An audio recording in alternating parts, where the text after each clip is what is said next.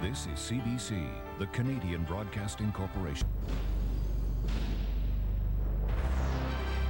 The following is a live presentation of CBC Sports.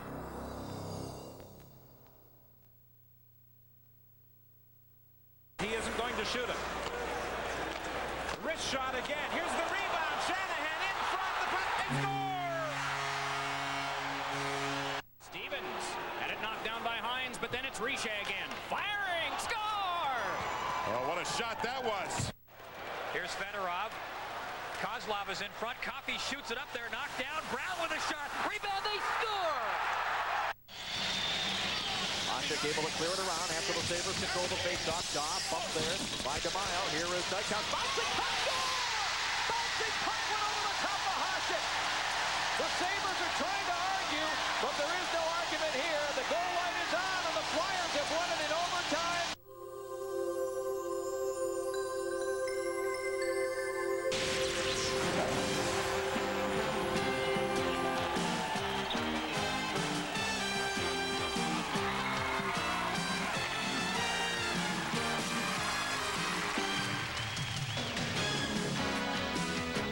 Fans are always on their feet at this time of night, and now it's United they stand. There's a look at the beautiful new United Center where they're getting set for Game 1 of the Western quarterfinal between the Chicago Blackhawks and the visiting Toronto Maple Leafs. And welcome back to the Broadcast Center in downtown Toronto as we continue our coverage of Night 2 and Games 1. 2 games this evening. Alberta, BC will be catching the San Jose Sharks, Calgary Flames. You are about to see the Chicago Blackhawks and the Toronto Maple Leafs. Darryl Sutter perhaps said it best. They played 48 games against the same opponents. It came down to the final game to determine who'd get the home ice. The Hawks get that edge. Toronto won the season series, taking 6 of 10 points. Good evening and welcome to Molson Hockey Night in Canada on CBC. I'm Ron McLean.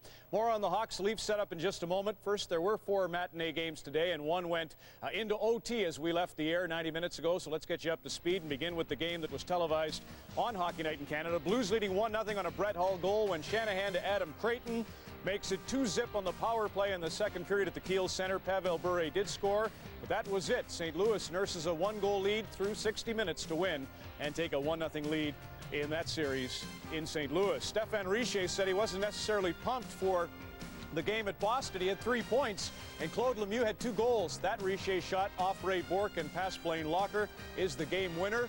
The Bruins blanked in their home debut in the Stanley Cup playoffs 1995. The Philadelphia Flyers have to go without Eric Lindros today. He watched his team win in overtime. Carl Dykhouse with the shot. It goes over Hasek. That has to be a check bounce. That was the game-winning goal in OT. The Philadelphia Flyers, a huge victory. It goes without saying. 4-3, they defeat the Sabres, and the score was the same at Joe Louis Arena in Detroit. Dallas battled back from a 3-1 deficit to tie it, but then here's the winner. Slava Kozlov beats Andy Moog. Moog was terrific in this game for Dallas, and the Red Wings, a lot of pressure right at the end. Mike Vernon came up big.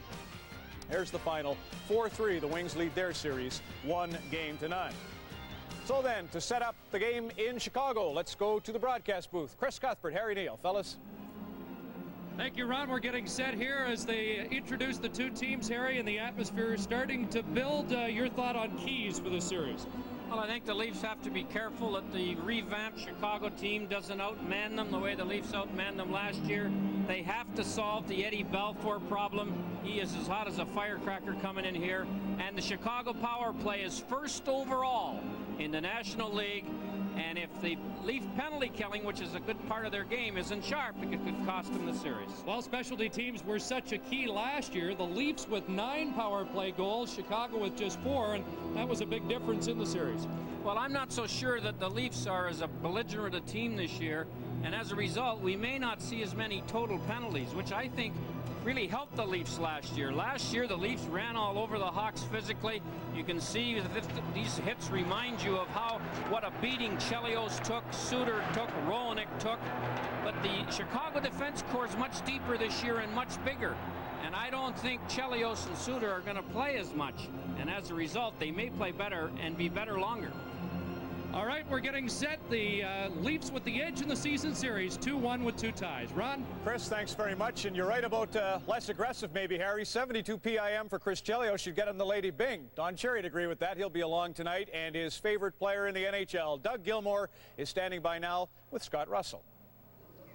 Doug Gilmour, the captain of the Leafs, back in the playoffs. And Doug, speaking of backs, how about an update on yours? It's been a cause for some concern. Well, I guess I missed one day, and obviously people started jumping to conclusions, but at the same time it was a little sore, but it was fine. I practiced the other day and I felt good. The playoffs are always a chance for redemption. You've had a season that you would have liked to have been a better one. Do you feel that now is the time to pick it up? Well, obviously this time of year is the most important time of the year. Once you get to the playoffs, now you got to pick it up another notch, and I'm hoping that our team will come out and done what we've done in the past, and that's it's going to be a disciplined game, a hard-working game, I guess a Pat Burns kind of style, but a very patient game as well. How about the Maple Leafs? They've had so many changes. It took some time to get to know the other players. Do you believe you know them now and that they're ready to come together? I believe so. I think this hockey club in the past couple of weeks has came together. We've had some good games, more consistent games. Our last one was not the game that we want to remember, but previous to that, yes, we played well. And tonight we got to play the same way. We got to come out hard and keep pace with these guys, especially in the first 10 minutes. Doug, good luck tonight and the rest of the way. Hey, thank you. Thanks very much, Scott. Doug Gilmour, 5 points in 5 games against the Hawks this year. I saw Scott catch up with Jeremy Roenick moments ago. Roenick's not playing, of course. We'll be back with more coverage of Game 1 from Chicago in just a moment. 1967, that year they got the Blackhawks in the first round and outscored them 18-14 and won the series 4-2 before going on to the final victory over Montreal. They've met 8 times in their history, of the Leafs and the Hawks, again in 1986 and again last year. Toronto's won 6 of those 8 playoff encounters. A year ago, as you well know, the whole story was about the goaltending of Felix Potvin. 3 1-0 victories for the Leafs. The first game of the series was played at Maple Leaf Gardens in Toronto. The Leafs won that one by a score of 5-1. It's interesting, Brian Lewis met with the coaches in this series and said, look, of all the series going on in the first round, we want you to know you like to play it aggressively. Bill Berg's supposed to be designing his game to rub out Chris Chelios. No hanky-panky, and I know Don just really happy to hear the supervisors tell Darryl and Pat, please take it easy tonight, but that'll be the theme of the evening. You saw how upset Pat Quinn was with a lot of calls early in the Blues-Canucks game. Be the same tone, I'm sure, tonight. Lots of questions about Felix's back, about Dougie Gilmour's back, and the Hawks without Jeremy Roenick. You can focus on Bernie Nichols. And maybe the biggest question of all for me, after all those great times at the Chicago Stadium, it was always a thrill to see Wayne Mesmer and Frank Pellico and the Star-Spangled Banner. They're just putting the finishing touches on the anthem now in Chicago, and it was on while we were in commercial, so we couldn't go there. But let's find out how it sounded with Chris Cuthbert. Chris?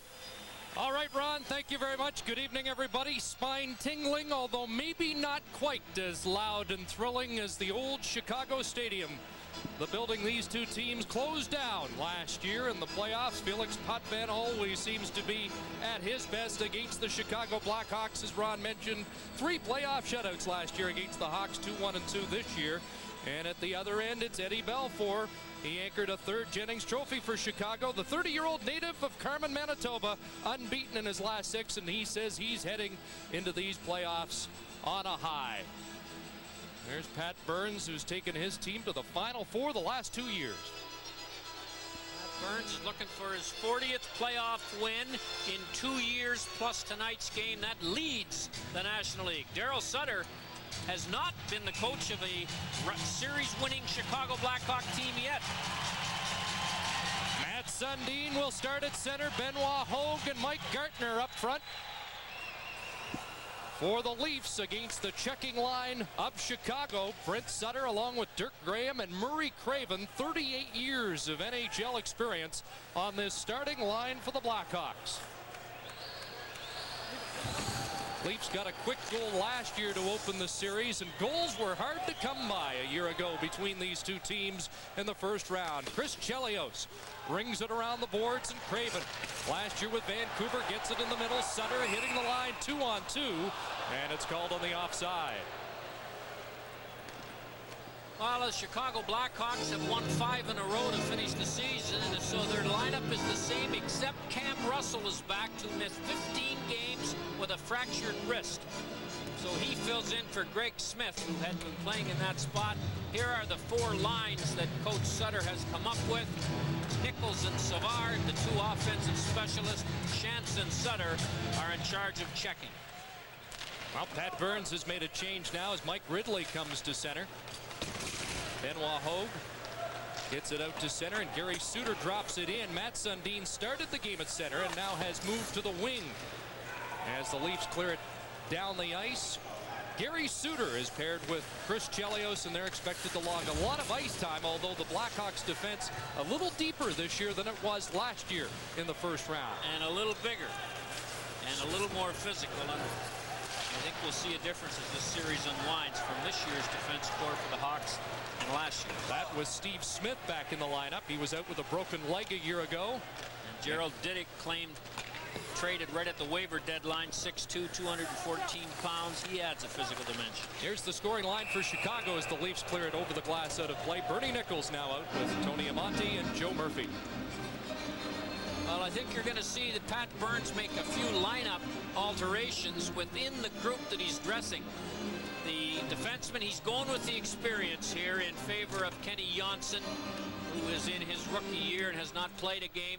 And he is, I doubt that you're going to see these lines all night the way he's been playing them in the past. I think you're going to see Burns monkey around with him. When he finds three he likes, he's going to play the life out of them. And already we see an interesting move. Pat Burns has Doug Gilmour out with Dave Andreychuk. The first time we've seen this, maybe since February, out on a line with Mike Gartner. Looks to me like Burns might be trying to put his best six forwards offensively on two lines and his checkers and tough guys on the other two. Nichols knocked Gilmour down behind the net, but the Leafs come up with it and slowly through center. Garth Butcher gets to the red line, clears it in. First man after, it's Jamie McCowan. Gartner had a chance at the side of the net, cleared away, and Tony Amonte will start back. Hands it off to Steve Smith and ahead to Bernie Nichols, who's been struggling of late. Nichols gets it into Joe Murphy. He's hooked up and slowed up by Butcher. Nichols without a goal since March 31st in a game against the Leafs. 16 without a goal for Nichols as Murphy backhands it weak and wide. But he has had 6 assists in the last 5 games as they're unbeaten. So the goals are hard to get, but the assists are coming nicely. Well, Bernie averaged over a point a game for the Hawks this year, and that's what he vowed to do when he signed as a free agent from New Jersey. Berg clearing it in as the Leafs make changes. Kent Manderville out now with Billy Berg, who crashes into Cam Russell, returning to the Hawks lineup. First time in 5 weeks coming off a broken hand. Here's Ellett dumping it in. Bouncing puck in on Belfour, and Rich Sutter, the former Hawk, after it. Sutter looking for it. Here's Todd Gill with a weak shot, but there was traffic in front, and Belfour had a little trouble hanging on. And we're just over 3 minutes in, but the intensity starting to intensify here. And it looks like Paul Dvorsky is calling the first penalty of the game. A skirmish in front of the net ends up in a penalty to number 8, Russell. Manderville, who hasn't played in a long time, came down with a stick right across the shoulder of Russell, but escaped the attention of referee Dvorsky. So the Leafs get an early power play here in this series. Their power play during the year was 15th in the league, and the Hawk penalty killing 9th. But for a great period of time late in the year, the Leafs without their key point men, Dave Ellett and Dmitry Mironov, but they're back out now healthy, and Ellett's shot doesn't get through, and the Hawks will send the power play unit back. Well, last year in the series that the Leafs won 4-2, they had 9 power play goals. And that, perhaps more than anything, statistically, was the difference. Andreychuk's up front with Sundin and Gilmour as Ellett pounds it in. Mironov and Ellett had 9 power play goals between them last year in the playoffs. Scrum along the boards. Brent Sutter killing some time, kicking it free, and it's Chelios who will send it 200 feet down on Felix Potvin. 40 seconds gone in the penalty. As Mironov works his way out to center ice. Getting by Amonte and clearing it in. Rings the boards. Ellett keeps it there. Here's Gilmour in the corner. Has Mironov moving in. And the puck bouncing over his stick. Here's Mironov, a shot. Sundin, wraparound, scores! Well, Matt Sundin in his 7th career playoff game and his first in the blue and white uniform beats Balfour on the wraparound to give the Leafs a 1-0 lead. And you can see that no Hawk in sight. A nice little pass or a rebound comes off the goaltender Balfour, and then Sundin beats him around the net and beats Chelios with that long reach, those soft hands, and that great patience. All that adds up to 1-0 Leafs. Matt Sundin, who led the Leafs in goal scoring with 23 during the regular season, scores the first of the playoffs at 4:05 on the power play. And the Leafs have the first playoff goal at the United Center. And we should make a point that it is not a full house here at the United Center tonight. That's a bit surprising. Well, the Bulls are on television. The White Sox are at home, and it was 75 degrees and sunny without much of a wind today. Sundin, the power play goal. Mironov and Gilmore get the assists with Cam Russell in the penalty box. Here's Krivokrasov. Gerald Didick at center ice, flipping it in and going after it. Jim Cummins bumping there with Butcher. And now it's flipped up by DiPietro, who took a hit by Krivokrasov. Big Grant Jennings over center ice. He'll pound it in on Belfour. And Didick takes over. Out to center ice. Denny Savard is out for Chicago. Here's Ridley moving in with Benoit Hogue. Ridley tied up. Hogue takes over. Drops it back. Butcher shot. That hit Ty Domi in front. Now it comes out to Savard, and Denny will skate to center. This is the French connection too, as he leaves it for Poulin, the shot. Patrick Poulin back to Savard. The other member of the line is the World Junior star Eric Daze, number 55. Butcher taking Poulin to the boards.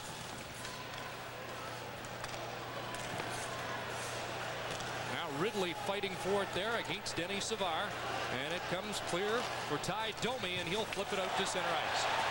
Savard just knocked Domi down with a bone crusher. The adrenaline is flowing, and Denny Savard returning after 10 years in the Hawk uniform. Well, Leafs lead here. Let's get an update from the broadcast center. Here's Ron McLean. Okay, Chris, Calgary Flames do something they didn't do in Game 1 last year versus Vancouver, and that's score a goal. Paul Cruz gets it from McCarthy and Kesmer. 2:26 in, a bit of a bad goal for Urbe. And so the Flames, on the first ever playoff goal for Cruz, lead. Well, here in Chicago, Sergei Krivokrasov in his first playoff game in the National League levels Ty Domi with a strong body check along the boards. Again, the Leafs with a line of Gilmore, Andrechuk, and Gartner. Seeing it second shift is Amonte dancing in, trying to cut in, and Potvin down. Covered up on the play with Mironov on Amonte. Out at center ice, Tony Amonte with it again. A 4-goal scorer last year in Game 3 of the series between the Leafs and the Hawks.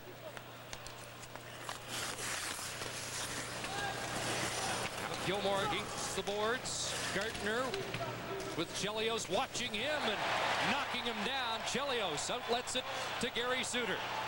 Suter had the hat trick in Game 4 at Chicago Stadium last year, and Suter takes off. Centered for Amonte, who missed the pass, and Gartner starts back.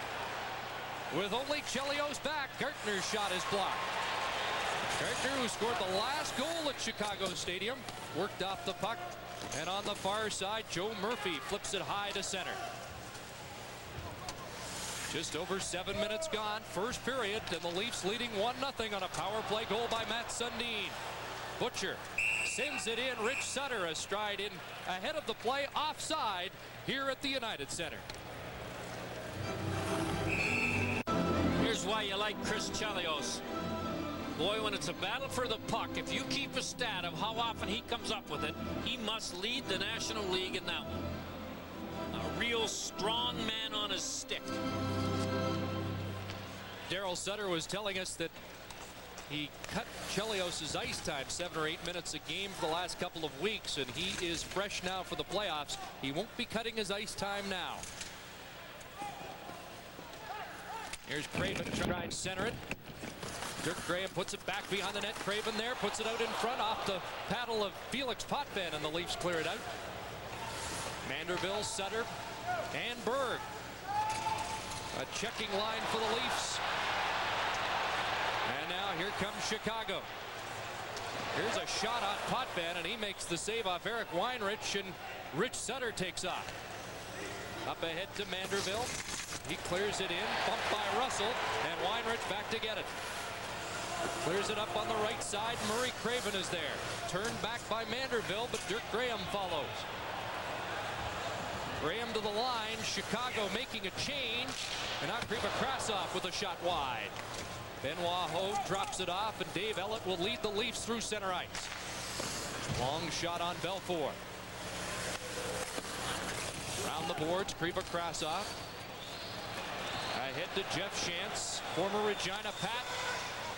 On the left side, Weinrich moving up. Potvin out of the net. Wraps it around the boards, and it comes to Ridley with Sundin breaking. Out at center ice for Hogue with Sundin. Drops it off the shot, and he blasted that one just wide. Sundin looking for his second. In behind the net, Hogue trying to center it. And the loose puck picked up by Jim Cummins. Cummins out to center ice with Shantz. Cummins with a shot that goes wide. And ahead it comes for Ridley. With Matt Sundin, the goal scorer. Nice pass. Todd Gill moving in, and that deflected high. Gilmore puts it back behind the net, and Belfour stops it up there for Chelios. Patrick Poulin looking for the veteran Denny Savard. At the line, Andrechuk chopped it, but Chelios moves up. 9.5 minutes gone. First period at the United Center. And the Leafs with a 1-0 lead. Here's Suter shot through traffic. Potvin down, and he'll cover up. And with another Stanley Cup update, let's join Ron McLean. Chris, 2 minutes and 18 seconds after Paul Cruz gave Calgary the 1-0 lead, the Sharks bounce back. Igor Larionov sets up Sergei Makarov, who historically has played poorly at Calgary, but scores the goal there. Whitney draws the other assist, and it's tied 1-1 at the Olympic Saddledome. Well, Manderville, kind of a surprise starter, but I think Pat Burns wants to get some more size at center ice, and he's not quite big enough to fend off a good check by Russell. This is going to be a physical series. The Leafs have a little more physical lineup than they have had if Manderville will play with a burr under his saddle. Here's Gartner moving in.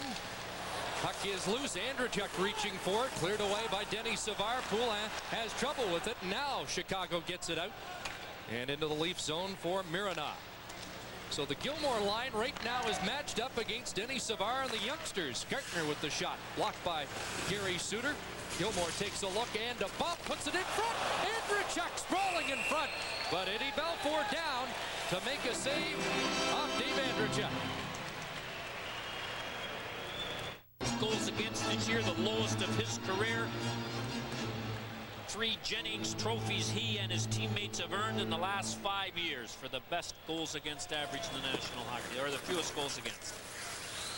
That's a tough trophy to win, boy, and every Hawk should be proud of it because they have their fingerprints on it, not just the goal. Here's a chance for Manderville, and he snapped the shot on Belfour. Manderville still looking for his first goal of the year.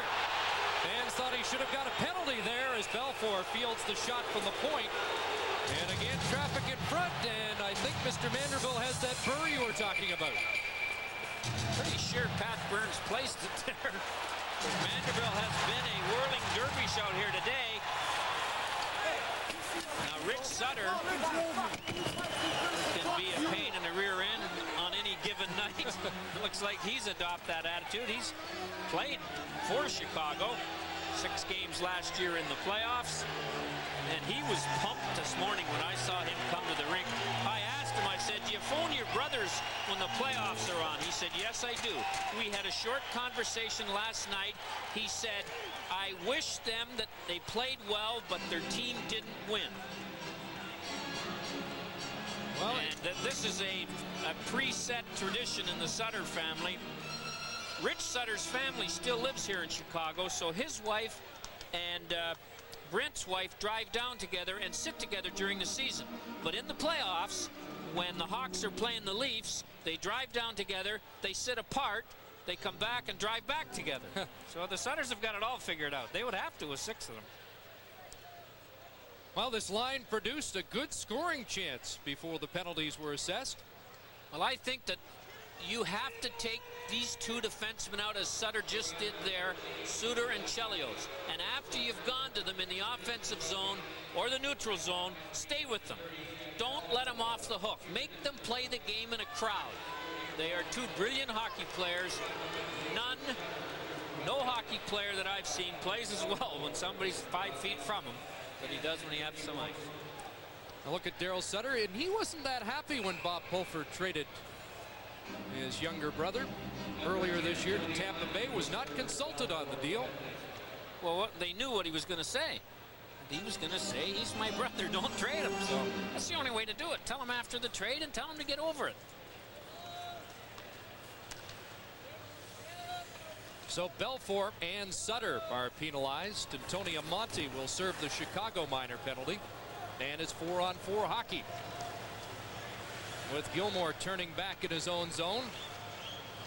Ellis and Gill are back, and Randy Wood is up front with Gilmore. And Wood intercepts the pass. Craven and Sutter are up front for Chicago as Gill moves into the corner. Turns it back to Dave Ellett. Ellett sends it deep. Gilmore in the corner, watched by Chelios, flipped in front and batted away by Belfour. Chelios hit by Wood, got it to Gary Suter, and now Craven will start out. Here's Craven dropping it off. Suter's shot doesn't get through. Off Mironov to the corner, and he pushes it ahead to Ellett.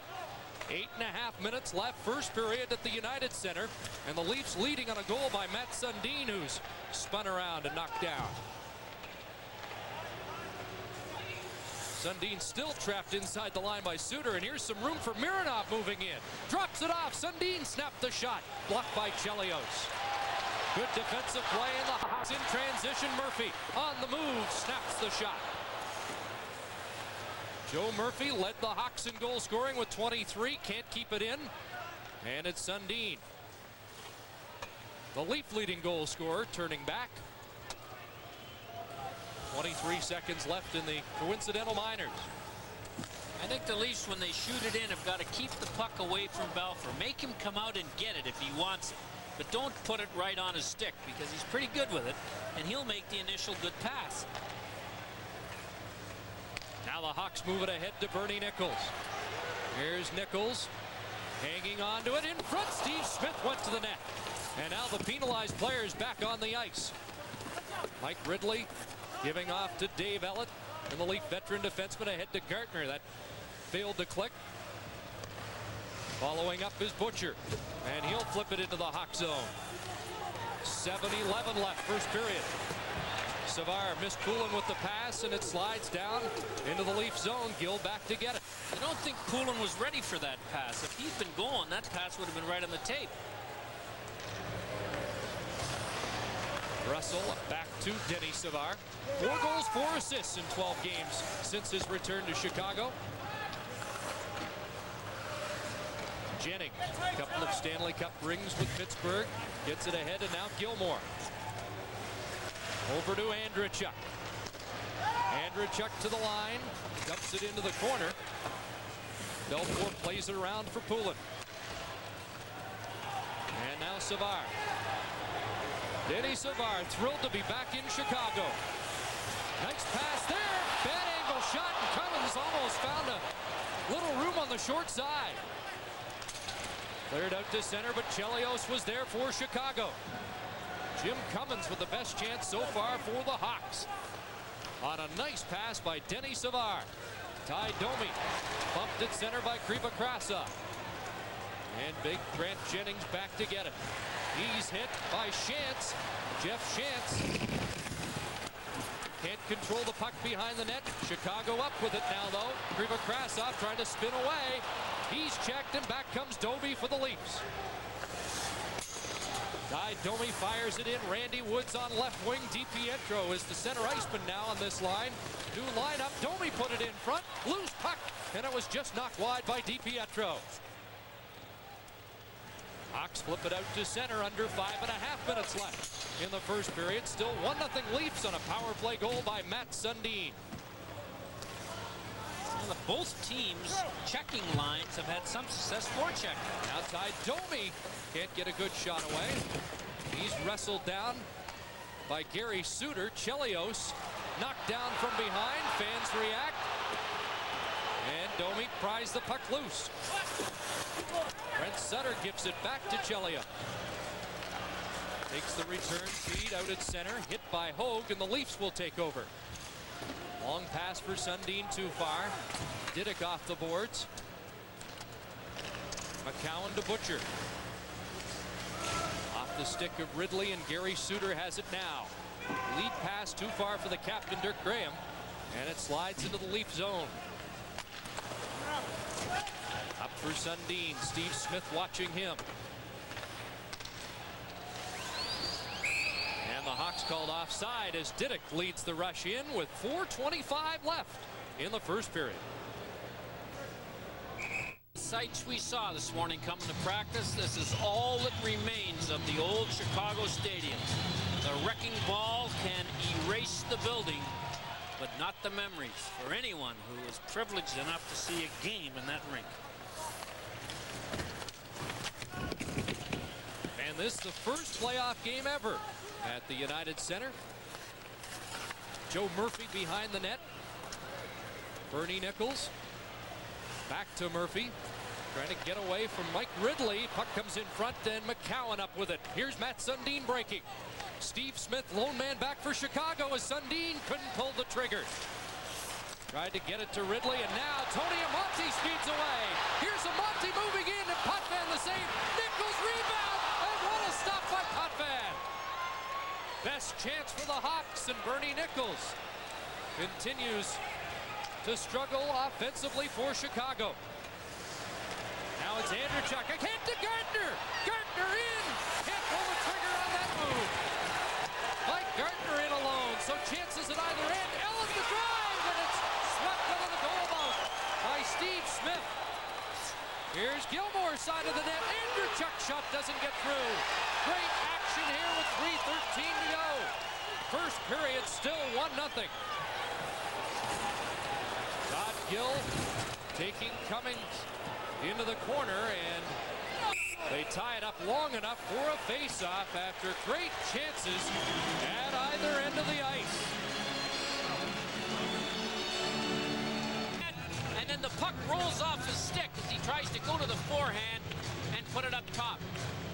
Steve Smith in front of the net and pulls it out as it's going in, as it wiggled through a Dave Ellis shot from the point. Both goalies look sharp. Eddie the Eagle at one end and Felix the Cat at the other in this animalistic show of goaltending. And 3:01 to go first period. The lone goal by Matt Sundin, who scored 5 against Chicago during the regular season. Matt Sundin looks like he's wired for these playoffs. His first game for the Leafs, he's had 2 opportunities to score and has scored once. Good look at Jeff Chance, who's been waved out of the circle now. Up there with Poulin and Daze taking the spot for Denis Savard for the first time.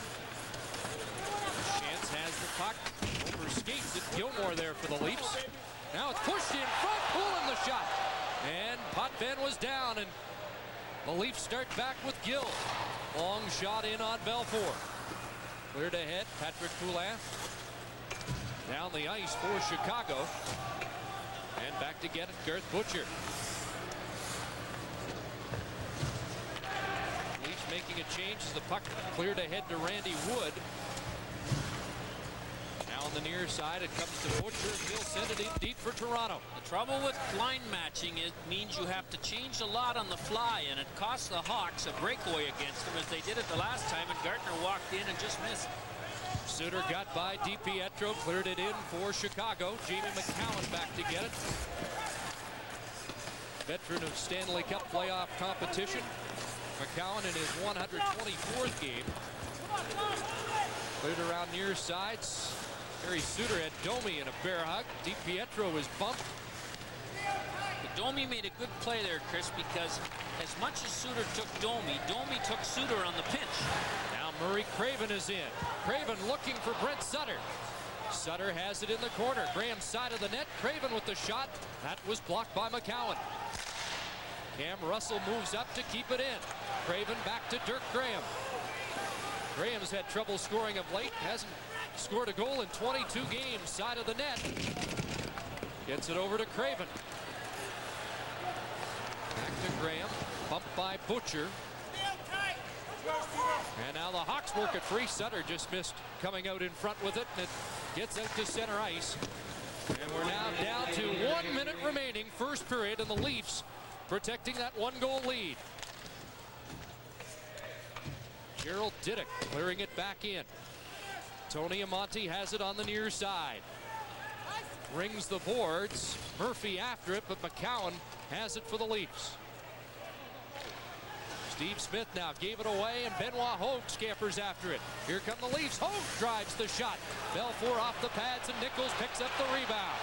Bernie Nichols with Amonte, and Gerald Diddick jumping into the rush, and Diddick just couldn't find the pass between the skates. Here's a centering pass, and Murphy drills it wide. The Leafs hanging on a bit in this final minute. Diddick rolls it back in. As time ticks down, Dave Ellett. Flipping it out to the blue line. Steve Smith with it there. As the clock winds down in the first period here at the United Center. So the power play goal by Matt Sundin, the lone marker of the first period. Coming up, first intermission, Don Cherry's in the coach's corner with Ron McLean. So after 20 minutes at the United Center, it's the Leafs 1, the Hawks no score.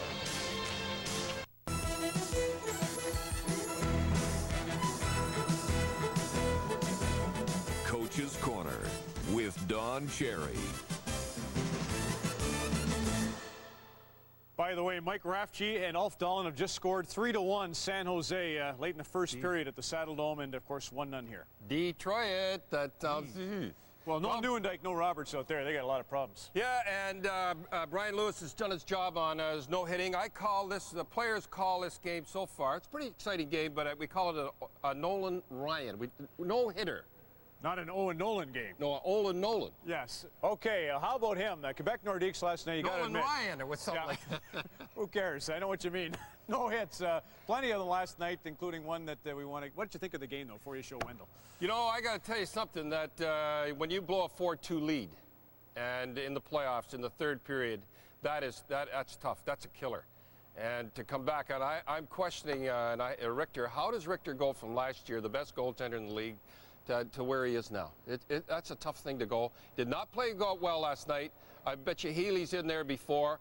They got to rally the troops, and if anybody can do it, Messier can do it. In Mike Richter's defense, he makes the save. Netcam buries him there. I mean, he got it. It went off his head. He gloved it still. I'm not knocking him. Great just saying. pass by Owen Nolan. Couldn't have stopped that one. What, were we going over the whole game? Oh, no. What about that? All right, I'm just saying he didn't play that well. He's got to play better if he want to win the Stanley Cup. That's what I said. Now, Wendell Clark, as they call him in Quebec now, Wonder Clark. Did you know that? No. The guy is like a shark. I'll tell you this. Last night, things are going along pretty tough there, 4-2 or something. He looks, who's the best defenseman by far for New York that led them in points last year? Zubov. Let's just take a little hit right now, what he did to Zubov. This guy is unbelievable. I love Wendell Clark. Now watch this. Here he comes. Zubov is a good, they were winning, I think, waggle. I mean, is that the way to do it? Keep your head up. Look out. Coming through, clean hit. Turns around, turned the game around right there. Now, you remember, well, that's it. That there was sort of like I was going to, build it up a little more? I was going to sort of build it up a little more and talk about it, but what I was going to say, do you remember last year in the Chicago series that Chelios, the best defenseman, who did he do it to? Straighten him out, turn the game around. Wendell Clark is unbelievable. That's why the guy everywhere he goes. I said when Dale Hunter left Quebec, there goes the playoffs. I said when Wendell Clark goes to Quebec, look out for Quebec, and he done it. By the way, Dale Hunter, did you know that Dale Hunter left? You know why they got rid of Dale Hunter? No, I can't because believe he broke. Yeah, I know. He broke his leg. He went back into the playoffs, and he played with screws, and they were loose like that, and they got rid of him. Never been the same since. Let's just see. Now, last night, wait a minute. Don't run it yet. Last night, I'm watching the game. I see Dale Hunter before the game. I can tell he's ready. Asked Ron Harrison. I said he was a bull terrier. Watch out tonight, the same way as I did against Todd Harvey. Remember? Yes. Todd Harvey, and he gets a hat trick. I wanted to get an update. I wanted to take that goal and really... in the first period, and we showed the goal, and you didn't get it for Coach's Corner. Yes, you remember that? We're on top of everything here. Yes, you're really up to date. Wonderful entertainment. Anyhow, he gets 4 points, and I would have gone on and looked like a hero then against Harvey. But let's take a look at it now. You don't mind if I show You've got a chance to cover up tonight. Let's go. Dale Hunter last night, Dale 2-goal Hunter performance, now watch this 4-point here. night. Beautiful goal. There goes Mork. Right in there. Way to go. He looks like Mork from Mork. I know he does. All right, now watch this here one. A beauty goal he gets right here. I love this guy right here. Puts it in like this. Isn't that nice? Now look, kids. He puts the goal in. He doesn't jump around like an idiot. Tell you, boy, that's the kind of beat. You said you needed. Go ahead. Okay. You know, hey, the Legion, too, by the way. Don't forget. Maritime Legion. Beautiful tomorrow. Greatest guys in the world. VE Day today. Now, there's one thing I got to have 30 seconds. There was something said on Hockey Night in Canada, very upsetting to me.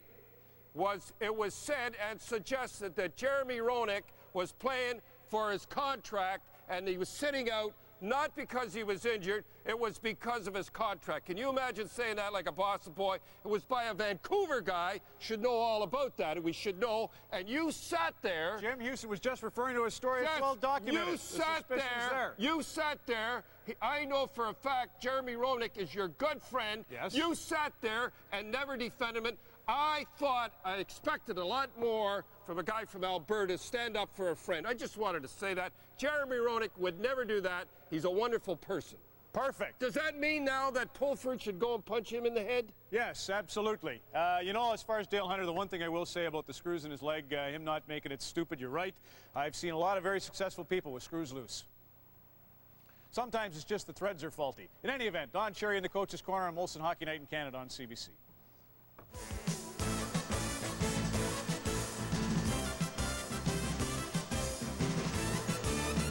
Featured the Leafs and the Canadiens. The first 4 games have been decided in overtime, Toronto leading 3-1. Toronto had a great defense led by brash young Bill Barilko, a bone-jarring defenseman who'd leave his mark on the sport by scoring the Stanley Cup winning goal in overtime. Tragically, the goal would be the last for Barilko, who died in a plane crash weeks later. Stanley Cup legends. Saddle Dome score tied 1-1 in the first period when Mike Raftery's shot actually went off Stern. Peterson and Dahlin draw assists. That made it 2-1 at 14:46. 2:29 later, Alf Dahlin scores as he jams it home from Priest and Moore. San Jose was outshot 12-7, but they lead 3-1 at the end of 20 minutes. It's 1-0 at Chicago. More from there after this. Might be like through that first period? Well, I think it's going to be a grinding series. Both teams play a physical style. Both teams play pretty well defensively. I thought we were waiting and watching a little bit that period, kind of like two heavyweights kind of sizing each other up. But, you know, I think that we have to just be a little sharper in every area. I mean, we can't allow guys to have breakaways, and we can't allow odd man situations. And when we get those opportunities on Potvin, we have to bear down. Here are the numbers on the first 20 minutes. The Leafs shooting the Hawks 11-6, and Matt Sundin with the power play goal on a wraparound from Mironov and Doug Gilmour. Sundin grabs the puck, and you can see that Belfour had no chance to get up, to get across. He was on his back. And here's another look, and you can see he just gets it by Chelios' stick. And Belfour is sprawling over like a wet fish and can't get down in time. Potvin made a couple of great stops. Tony Amante, one of the fastest Hawks, outlegs Butcher to get this shot, and watch the stop on Bernie Nichols. Right there, looked like a sure goal. Nichols 16 games without a goal, and if he'd been scoring at a regular pace, he probably would have put that in. But when you're not, you can't beat the goals. And And for 20 minutes anyway, the storyline following the same pattern as the first round series between these two teams a year ago. The Leafs again scoring with the man advantage, and Felix Potvin looking sharp. Of the 11 Leaf shots, 6 came from defensemen, 3 off the stick of Todd Gill. Well, goals for looked like a problem again for the Hawks. 10 in 6 games last year, only 3 forwards scored. 6 in 4 games the year before against St. Louis. 6 goals for. That puts an awful strain on your goaltend. Unfair. There's Todd Gill trying to shovel the puck in the corner. Brent Sutter was there, and he gets it ahead, and Chris Chelios is on the move. Chelios with Dirk Graham. Dave Ellett providing defense as the puck is centered and cleared away by Gill back out to center. Well, you look at the 10 goals last year, 3 by Gary Suter in one game, 4 by Amonte, and just 3 by the rest of the Hawks in the 6 games. Well, Potvin shut him out 3 times, 1-0. And the Hawks, without Roenick especially, look like that goal scoring's a bit of a problem again. But it is early. 21 minutes in. Here's Ridley taking a hit from Bernie Nichols at the line as we welcome viewers of the Calgary Flames and the San Jose Sharks to the United Center. Chris Cuthbert, Harry Neal, Scott Russell and the Hockey Night in Canada crew. Just nicely underway second period. The Leafs leading 1-0 on a power play goal by Matt Sundin as Joe Murphy wheels into the zone for Chicago and blasts the shot wide. Nichols dumps it into the corner, and Doug Gilmour there for the Leafs. Here's Gilmour hopping out to center, hauled down from behind, and Joe Murphy will take over. Gives it to Chelios. Ahead it goes to Tony Amonte. Amonte looking for Nichols, broken up by McCowan. Cleared back in by Gerald Diddick, and McCowan is there for Toronto. Hawks making a change. Savard over the boards with Eric Daze and Patrick Poulin. Lead pass for Berg goes by him, sliding into the Chicago zone and sent ahead to Daze. He just got rid of it at center ice. Bill Berg is there, and he'll dump it back in for Toronto. Daze, 8 goals at the World Junior Championships in 7 games. Pushes it forward, and here's Denny Savard. Bumped by Manderville, but sends it in deep, and Daze after it, gets it back. Steve Smith's shot that goes into the corner. Berg trying to get it by Diddick, who's pinching in, kept in by Chicago, and Savard twisting out of the corner. Check, but Poulin picks up the loose puck. Watched by Mironov. Mironov missed the check. It's in front. Potvin down, and Bill Berg will come up with it for Toronto. Smith with a hit on Berg, and the Hawks clear it back in. Obviously, the Hawks have been told to get physical with the Leafs, and they have been in this period, much more so than in the first. Well, you heard Paul Baxter's assessment that the few of the Hawks were standing around in period number 1. Jim Cummins dumps it out to center ice. And out Ty Domi. Randy Wood on left wing as Domi fires it in. And the puck deflecting into the crowd in behind Ed Belfour. We played 3:10 here in the second period. Matt Sundin has the only goal.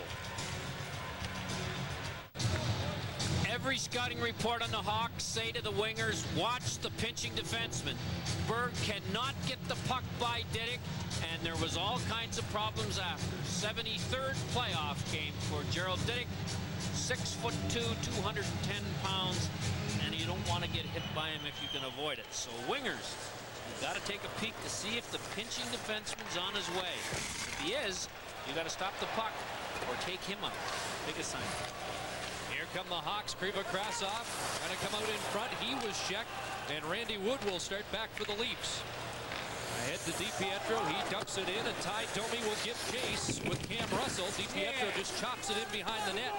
Chance there for Chicago. Now it's DiPietro. Stanley Cup winner 2 years ago in Montreal. They tie it up for a face-off. Well, this line has done some good forechecking, and Pat Burns is using a combination of players on his 3rd and 4th lines and is sticking pretty well with his revamped 1st and 2nd line.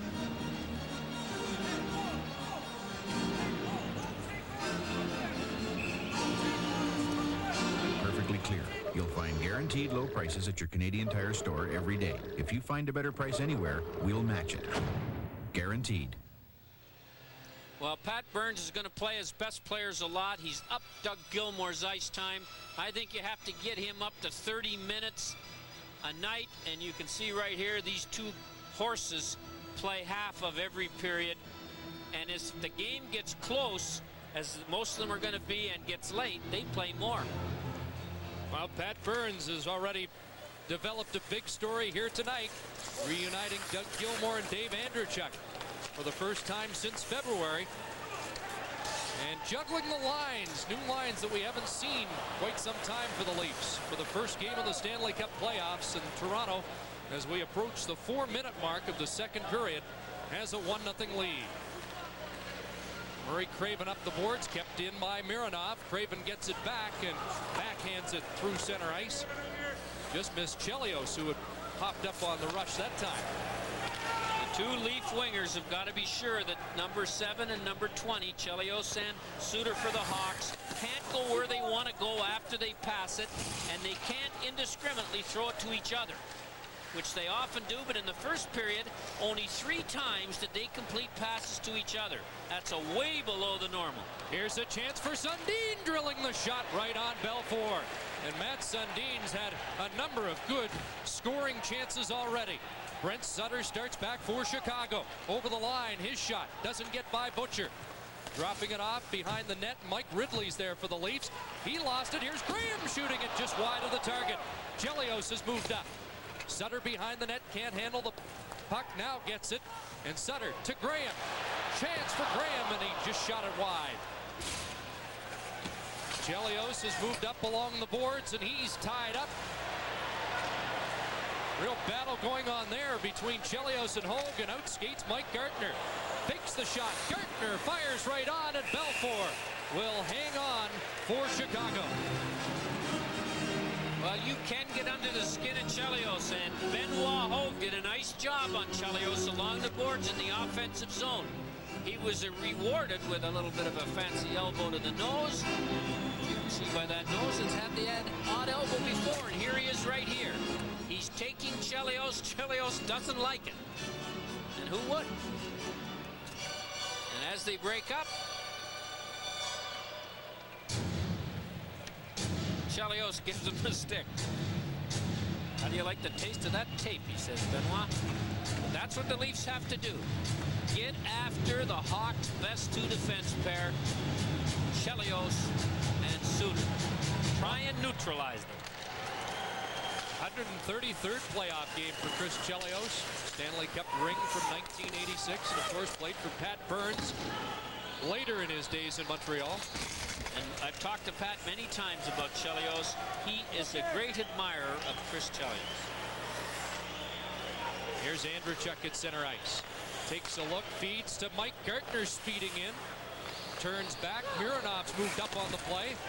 Nichols knocks him down. Andreychuk loses control, but Gilmour's there. Puts it back in the corner, and Andreychuk will forecheck. Nichols up the boards. Murphy can't handle it, but Steve Smith sends it rink wide. Now Nichols in the middle, back out to Amati on left wing. Tony Amati trying to speed in. Amati behind the net, trying to center. Doug Gilmour all over him. Now it's Nichols centering it off the stick of Gartner. And a race for it. Gartner going after it. But Didick came across for Chicago. Lead pass too far for Amati. Chicago making a change is Doug Gilmour with an assist in that first period. Now with 64 points for the Leafs in Stanley Cup playoff action. Here's Gilmour moving in, and a centering pass was swept away by Weinrich. That saved a goal, and back comes Poulin. Patrick Poulin down the left side, dropped it off. Shot in, hit Denny Savard, and the Leafs come up with it. Puck is fed ahead to Rich Sutter, and he'll dump it in. Cam Russell behind the net. He's knocked down by Sutter. Vanderbilt forechecking, but it's out to Savard. And Weinrich with Poulin. Patrick Poulin back to Weinrich, and he shot that less than a foot wide. At the line, but kept in by the Blackhawks. Suter with the glove. Leafs now getting it out. Vanderbilt on the right side for Sutter. Hit by Denny Savard. Eric Daze with the loose puck. And he sends it in behind Felix Potvin. 1-0 Toronto. 12.5 minutes to go. Second period at the United Center. Todd Gill at center ice. Can't control it. Rich Sutter came back. And now Potvin plays it into the corner. Chance leaving it for Cummins. Krivokrasov keeps and then has his shot blocked, and a penalty is coming up. Nice move by Krivokrasov. Todd Gill fencing with Suter, and a penalty coming up. The best power play in the 48-game schedule in 1995 will get a chance to show it. You can see Manderville has a hold of Cummins' stick right here. Behind the net. And Dvorsky saw him and caught him, and the Leafs penalty killing 5th best in the National League. Tangle with the most prolific power play the National League saw this year. The great matchup and two great point men. Suter and Chelios fired. Rebound and another big stop. Bernie Nichols has had a couple of glittering opportunities. Chelios to set it up. Wheeling away now is Suter. And Murphy hopped in ahead of the play on left wing offside. Defensive zone faceoffs, when you're a man short, the center and the winger have to get out to the points as quickly as possible when you lose the draw. Randy Wood gets tangled up with Murphy, then can't get out. And it's too far for Ridley to come over as he went out to Suter. And those point shots, they often end up in trouble. Potvin makes the stop and then hustles across to take away the possible goal on the rebound. Bernie Nichols thinking about two great chances already in this game. Puck cleared in by Chelios. 30 seconds gone. And the penalty to Manderville. Murphy back to Suter. There's Nichols. Savard also on the power play is low. Nichols has his shot blocked by Ridley. McCown going after it behind the net, pushes it around the boards. Chelios has moved up. And now Nichols is up with it. Watched by Ridley. Another penalty coming up. Randy Wood. This is going against Chicago. Wood shot, scores! Short-handed goal by Randy Wood. Just a minute now. I see Doug Gilmour arguing here. I don't know what he's arguing about because the goal should certainly count. The question is, when it's a delayed penalty, Chris, and you shoot the puck and it hits the goalie, does that mean the whistle goes? Because there's no question about the fact that Belfour made the save. And remember, the rule on a delayed penalty is that when the opposition skater gets control of the puck, the whistle goes and the penalty's called, or if the goalie stops it or touches it. Now there it is right there. The opposition has touched it. He even touches it again to make sure the whistle goes. So I don't think it's a goal, but the delayed penalty is going to be called.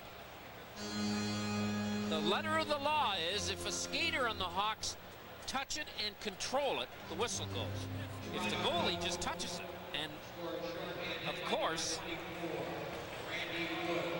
Belfour touched it twice, so this is, I've never seen this call. This kind of a situation. They haven't posted the goal on the scoreboard, but they are announcing the goal. Now, Belfour gets about 1/3 of the puck, and just to make sure it goes in a wild attempt to prevent it, he puts it in. Now, the question is, does that mean the delayed penalty's called? Because he touched it before it went in. No goal. No goal, but the Hawks get the penalty. That's a tough call, you know, because no way did Belfour control the puck. It wasn't as if he stopped it and put it down and shot it away.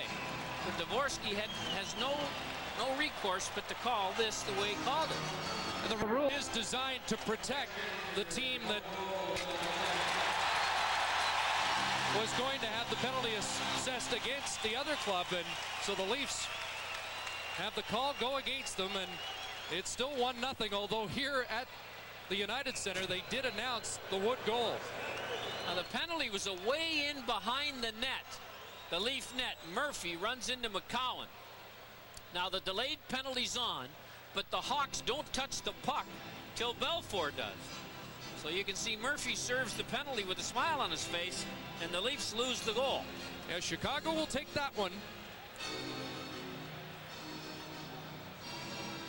Belfour in that butterfly stance, but the goalie does not have to control it.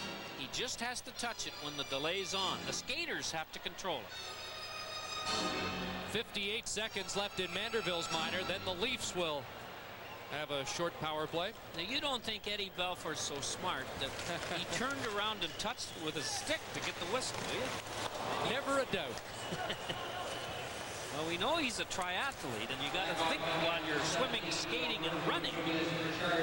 Here's Shantz putting it in front, and the Leafs come up with the puck there, but Shantz goes right back after it. Todd Gill takes him off it. 4-on-4, and Gilmore with Sundin up front.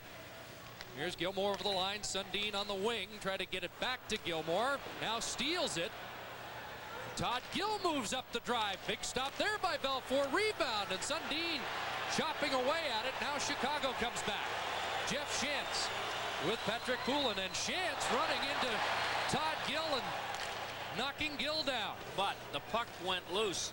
You know, when I watch Chicago in these 4-on-4s, they play two forwards that makes you think they want to kill the 4-on-4 skaters off, when Burns always comes up with two forwards that makes you think he wants to score in this situation.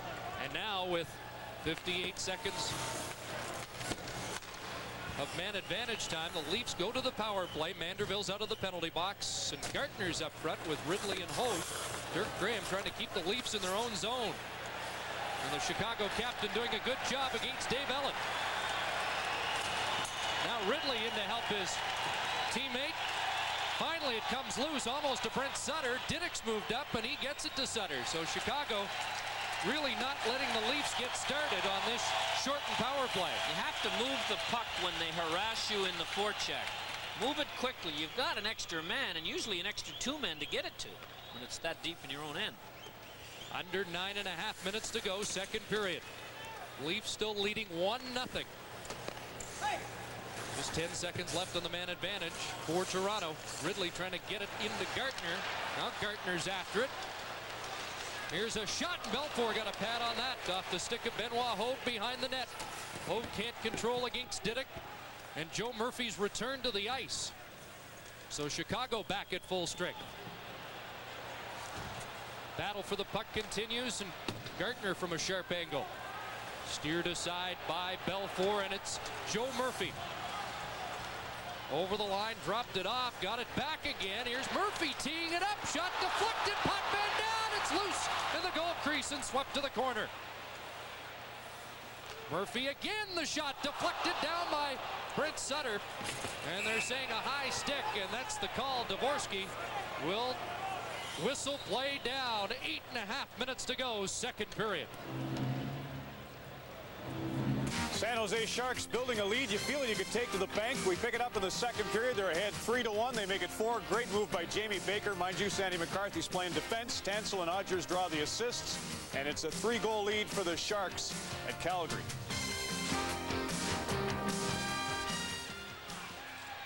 Well, that's a stunning score from the Olympic Saddledome. Here, a 1-0 lead for the visiting team. Leafs with just 6 road wins on the season, but one of them came here. They were 1-1-1 at the United Center, and Chicago really still trying to make this their new home. Just one game over 500 in their new digs. They won the last home game of the season, or they would have equaled the 1957-58 record of under 500. Or 500 or under at home here, which hardly ever happened in that small little building across the street. Daze centered it. Manderville intercepted. Daze again, the shot off the skate of McCowan. Now the Hawks beginning to press. Weinrich spins it in behind, and there is Denny Savard putting it out in front. A chance, pop man down, rebound, scores! Patrick Poulin.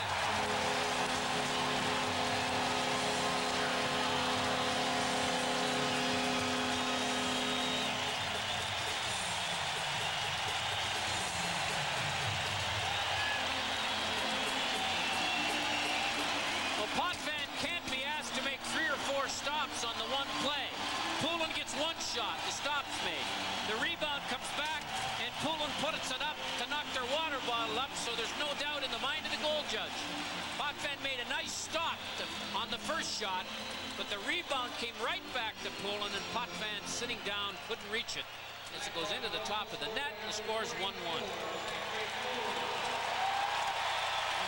And the goal by Poulin ends Felix Potvin's playoff shutout streak against Chicago at 152 minutes and 33 seconds. A 1-1 tie now as Poulin scores his first Stanley Cup playoff goal from Denny Savard and Eric Weinrich. Hawks back on even terms.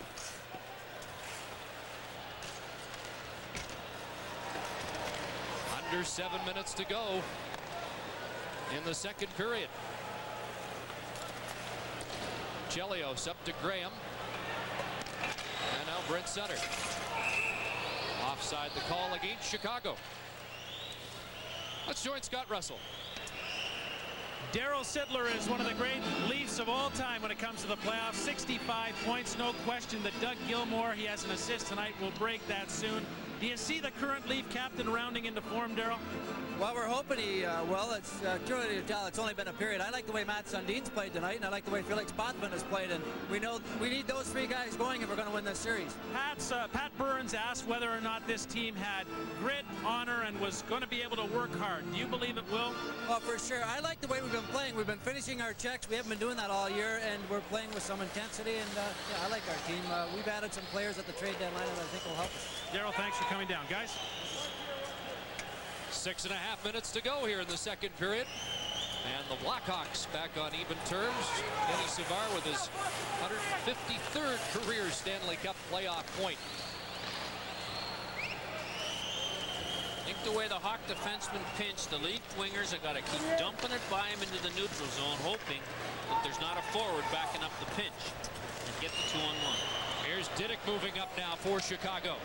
Looking for Joe Murphy off his stick. Ty Domi lost it. Nichols moved in. Shot blocked. Nichols again. They score!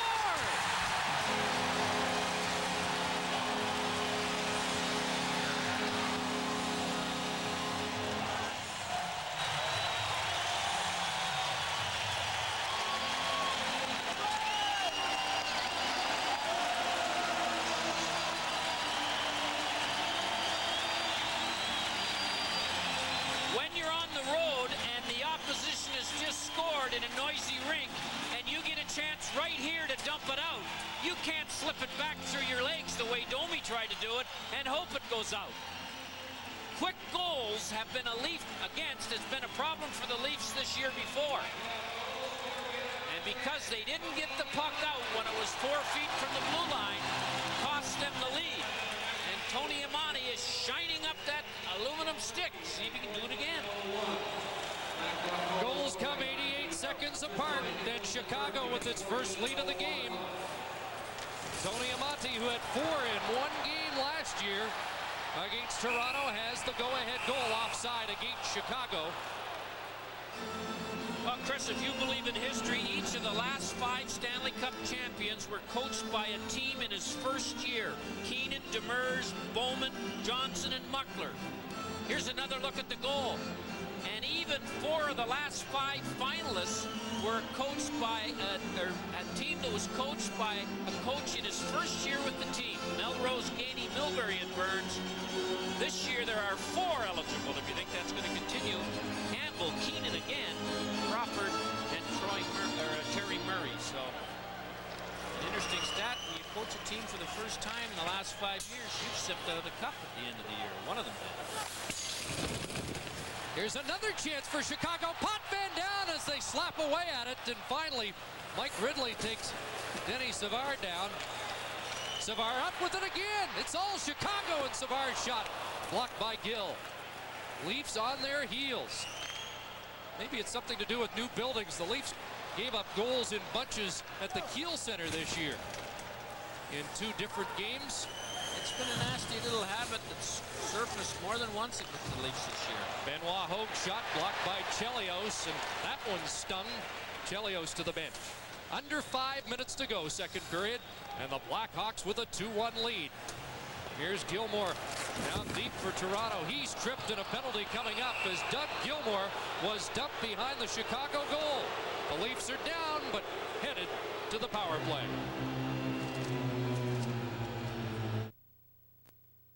Well, second period gets a tripping penalty, and the Leafs are on the power play. And their lone goal tonight with the man advantage. So it's Mironov and Elliott on the points, and up front, Gilmore, Sundin, and Andreychuk. 4:34 to go in the second period. 2-1 Chicago. Elliott clears it in. Brent Sutter out to kill the penalty with Dirk Graham. Two great veterans. Andreychuk up with the puck. Andreychuk moving into the slot. Check, but there's a shot just whistling wide off the stick of Gilmore. Back into Gilmore behind the net. Watched by Steve Smith. Now Sundin. Andreychuk. Andreychuk goes to the front. Gilmore takes over, trying to center it. Now does. Andreychuk banging away at it, and Belfour is down. Well, we know Dave Andreychuk is one of the toughest players to move out of the crease, especially on the power play when the defenseman doesn't really want to get too tangled up in case he has to move. And Andreychuk had about 6 swings at it as he was being assaulted by more than one Hawk, but could not get enough wood on it to put it in. Here he goes in front. He takes it from Smith. Sutter comes in and watches him. Graham's in there taking a look at him, and the 4 Hawk penalty killers were within 10 feet of the net. They could have got the puck out to the point. Pointman would have had lots of time to make a shot or look for a player, but Andreychuk scored a lot of goals on plays like that. Exactly 4 minutes to go here in the second period.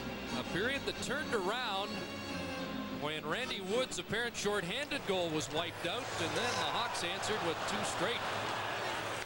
Ryan Lewis came in and told us that the reason the goal didn't count was Dvorsky blew the whistle, not the possession that I thought it would. I don't know why Dvorsky would go upstairs to the video goal judge if he blew the whistle. He's the only guy in the building, perhaps, that knew he blew it. I'm not so sure they didn't blow it on a combined effort. I mean, the officials. Here's Elliott moving up, but Murphy chops it out through center and back down in the Leaf zone. Just 34 seconds to go in the man advantage. Nichols and Craven were penalty killing. Now Nichols quickly to the bench. Savard's back out. When Denny Savard's playing the 15 or 16 minutes that Daryl Sutter was hoping he could squeeze out of him tonight. And as the puck went into the Leaf bench, our crowd is drawn. 24 seconds left in the power play.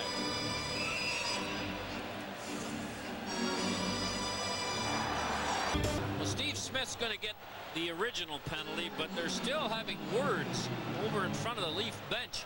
And here's where the penalty's going to be called. Smith, as you can see, has got a reverse hammerlock on Andreychuk and then lets him up. And here's where I thought Smith fell on the puck in the crease, but Belfour came out. As Dvorsky makes the call, only 1 penalty on it. Lots of nasty language and belligerent comments, but only 1 penalty. Last 2 whistles, there have been exchanges. Hogan, Savard, and then that last whistle, Smith drew a crowd, McCowan, and well, the Leafs are playing a much more aggressive physical game tonight than they played most nights this season. And the Hawks have become more aggressive. So this series is going to look a lot like last year's as far as that's concerned. And all games, or most of them, were 1-goal games. The Leafs this year in 1-goal games were 12 wins, 3 losses. The Hawks were 6 wins, 4 losses.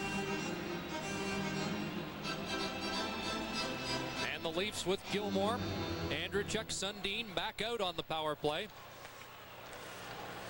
Elliott and Mironov at the points. Graham and Sutter again are killing the penalty with Chris Chelios. And he is paired on this penalty killing duty with Eric Weinrich. The Hawks go right in beyond the icing line to forecheck if they think they got a chance to disturb the Leaf defenseman after the shooting. Sundin sends it deep. Graham has the puck. Takes a look and off the boards back down the ice.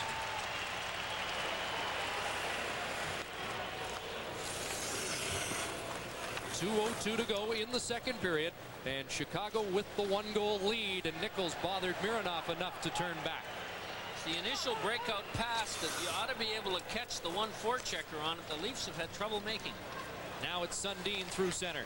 Chelios blocked it, swept it up, but here's Elliott moving in, and the drive just went wide, rings the boards, and back down the ice. That angled point shots, you have to hit the net with the puck around the boards and out, and you ice it yourself. Now Gartner at center. He flips it in, and Benoit Hogue will give chase against Chelios. Ridley follows up. Mike Ridley up with it. He's checked by Nichols. Now Weinrich loses it, and the Leafs have possession. Ridley puts it in behind the goal. Gartner after it against Murphy. Chelios taken to the boards by Hogue. Ridley looking for the loose puck, and it's held long enough for a face-off. Dvorsky is one official in the National League that doesn't allow the puck to sit in the feet of the players up against the end of the rink. If this was Andy Van Hellemond refereeing, he'd be calling you to move it, and he won't blow the whistle. I really think Dvorsky's right in this one, because not only might a skirmish occur when they start jabbing each other in the feet, and here's what I'm talking about, but an injury could occur. I know the referees are instructed to try and keep the game going. And I know holding the puck against the boards when there's no opposition is a penalty, but I think Dvorsky's got the right idea here. Blow it before there's a problem. He's clearing the snow away from the side of the net that a lot of goalies pile up, and by the last 5 minutes of the period, when a little dribbler is coming out from behind the net, it can't get through the snow. 65 seconds left in the second period as the puck goes out of play, and now 26 seconds remaining in the Leaf power play. Well, Eddie Belfour has been sharp tonight. Lucky on the one that hit him and rolled in, and there's the snow I'm talking about. It gets wet. You know the goalies, you see them, they always are pushing the snow out of the crease. And if that gets on the outside of the goal post and on the goal line, you never know, it may stop a trickling puck. Leafs won the draw, but Mironov's shot is blocked, and here's Craven with the breakaway. Without the glove, but in, and he shot it wide. Short-handed chance for Murray Craven. Now Savard steals it. 10 seconds left in the man advantage, and here's Ridley for Toronto. Cross ice pass, it's offside. Well, that power play was highly unsuccessful by the Leafs. They never did get the puck into the zone and under control very long. Mike Ridley has been probably the most consistent Leaf forward, I think, this year. Leads the team in assists. He's the all-time point leader in the playoffs for the Washington Capitals with 60. Craven goes to the point, blocks the Mironov shot, and then with one glove on, Todd Gill gets enough of him, I think, to take away much of the chance that Murray Craven, who came over from Vancouver after being declared, or going through a long process of trying to become a free agent for Christian Easter. Here's DiPietro scores! Swept it underneath Belfour as the penalty had expired. Paul DiPietro, a playoff hero 2 years ago in Montreal, gets the Leafs back on even terms. Well, no one will forget the 8 goals in 17 games he scored for the Canadiens when they won the Cup in '93. And he gets the second goal of this kind tonight against Belfour. This time, Belfour just doesn't get squared around properly. Goes down a little early, and the puck goes between his legs. We saw Sundin do this for the first Leaf goal. DiPietro doesn't even get out in front of the net. And I'm sure Eddie Belfour would like to have that one back. That was a soft gift to the Leafs. 1926, an unassisted goal for Paul DiPietro from Sault Ste. Marie. Just 5 goals during the regular season, but a big goal late in the second period as the Leafs get back to even with Chicago in the final minute as Denny Savard takes a look at the clock, and he doesn't want to give it up in his own zone now, and he'll play the clock down. Well, the Toronto Maple Leafs looked like they were getting themselves into trouble with a more aggressive Hawk opponent. But a late goal by DiPietro puts him back on even terms, and we're going to get into the third with the score tied 2-2. Patrick Poulin and Monty had scored 88 seconds apart to take the lead, but then the DiPietro goal. We're tied up. Let's join Ron McLean. Pat At the United Center in Chicago, the Leafs have squared their game with the Blackhawks. Paul DiPietro, the second wraparound goal in this game, unassisted effort for DiPietro, and that makes it 2-2 after 2 in Chicago.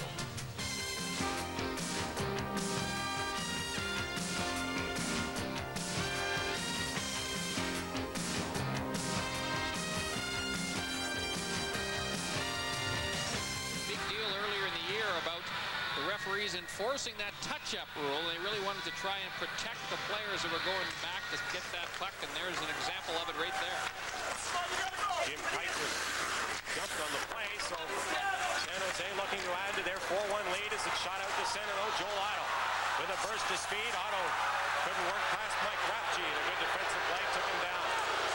Fans, though, wanted a penalty as Janney brings it in across the line, looks to set up. As we welcome viewers who are watching the Toronto-Chicago game from the United Center here at the Saddle Dome with 2 minutes to go in the second period. It's the San Jose Sharks with a 4-1 lead over Calgary, although the Flames have outshot the Sharks 24-14. San Jose with a minute 20 left on a power play, looking to go up by 4. There's not been much question, however, which team has shown a lot more poise. Centered in front of it, scores! A short-handed goal by Darren Fleury. The Calgary Flames within 2, and this is just the break that they needed. It certainly was. The Flames have been looking for something to get the momentum going their way. Here's the short-handed feed right out front. The defender gets a little piece of that puck, and that's what allows Fleury to tuck that puck right upstairs. Janney, you see, just touches that puck on the way by, slows it down nicely for Fleury.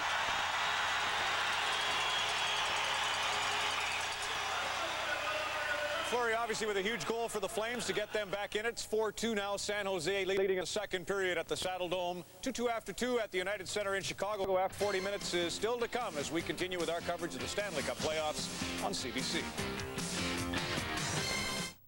Monopoly is playoff edition of After 40 Minutes, brought to you by Bell. Victory. It was 4-2 Rangers in the third period when Joe Sakic, with the help of Netcam, cut the deficit to 1, and that really seemed to turn the Nords around. Owen Nolan feathers a sweet pass to Bob Basson. At 14:07, they're tied 4-4, and then the thrilling game where Joe Sakic in across the blue line and rips it 5-hole on Mike Richter. His third goal of the game, the hat trick, the game winner for Sakic, sends the crowd into a frenzy and the bench into a state of jubilation. 3 goals in the third as the Nordiques pull out a thrilling 5-4 win against the New York Rangers. Joining me now from Le Colisée is John Garrett. John, that was quite a show. How about the fallout today, both from a Quebec and a Ranger point of view? It really was quite a game for both teams. I thought that the Quebec Nordiques, the marching band at the start to do the anthems, it took about 20 minutes. The Nordiques were nervous enough, and the Rangers took advantage of that. They played a strong first period, although they were behind. But then in the second period, the Rangers took over. They controlled the boards, and then the Nordique in the third period with, as you say, the help of the Netcam goal, got it turned around. What has Mark Crawford said about had the Rangers won that game? I know he's sequestered the team. The pressure must be immense. Give me a sense of that.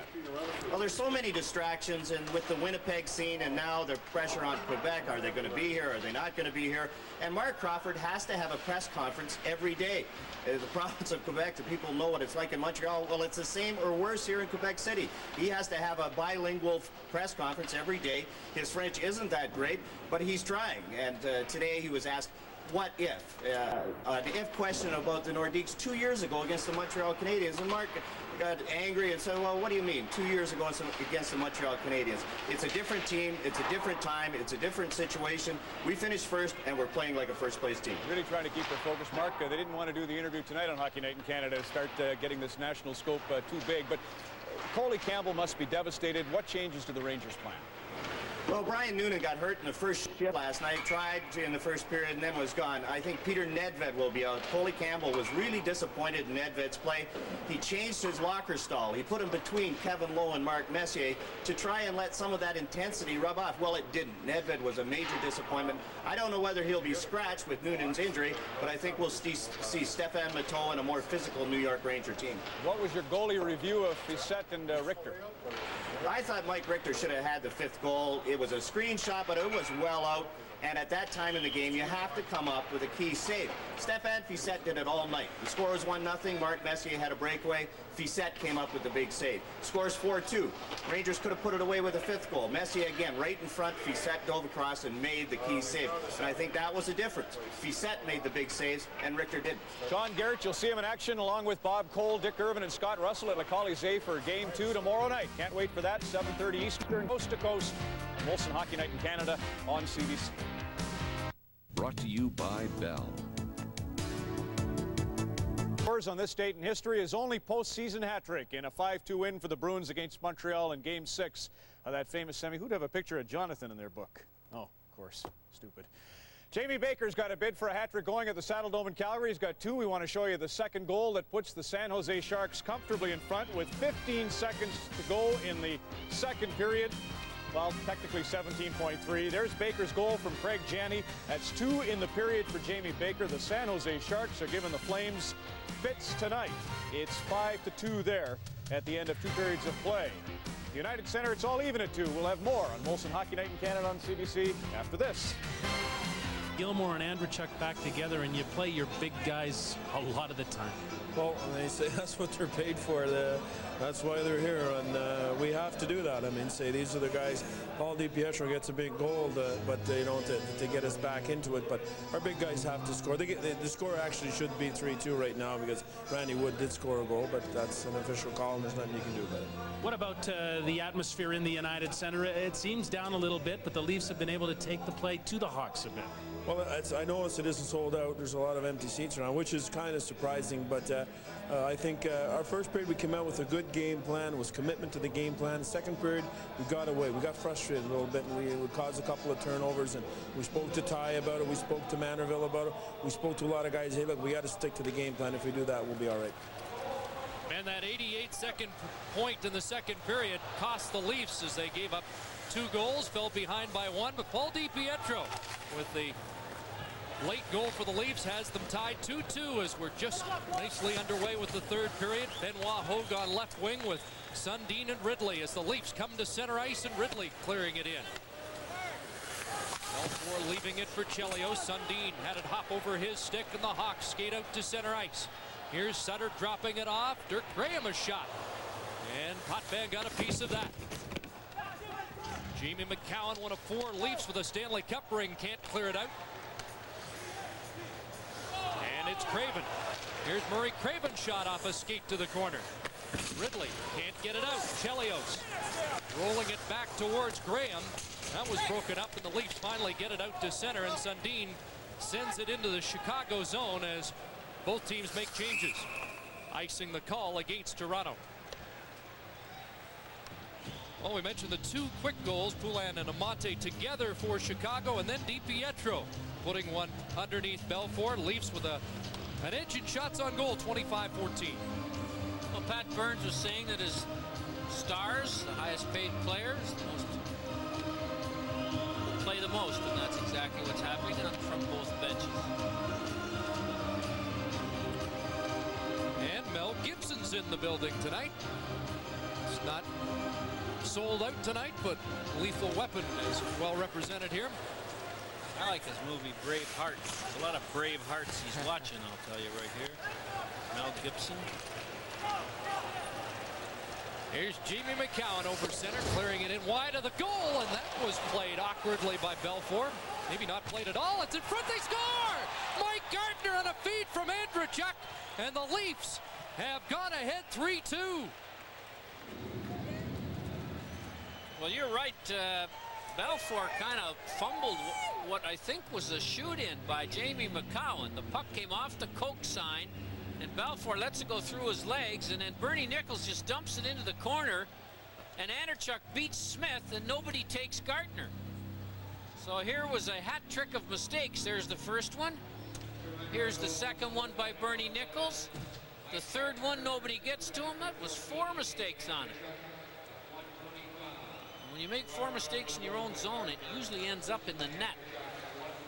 1:25, the time of the goal. Mike Gardner celebrating his 100th Stanley Cup playoff game with the goal from Andrechuk, and the Leafs with a 3-2 lead. Gardner just 5 Stanley Cup playoff goals last year, but 3 were game winners, and he'd dearly love to see that one stand up. But it's early third period. Leafs leading 3-2. Ellett trying to clear it up the boards. Stopped by Savard. Back to Didick, and Denny Savard, who had 3 shots on goal in that period, spins it around the boards. Daze behind the net against Ellett. Big Eric Daze trying to center it. Didick pinching up again. And now Wood after the puck, kept in by Savard. Here's Daze. Takes a look. Patrick Poulin.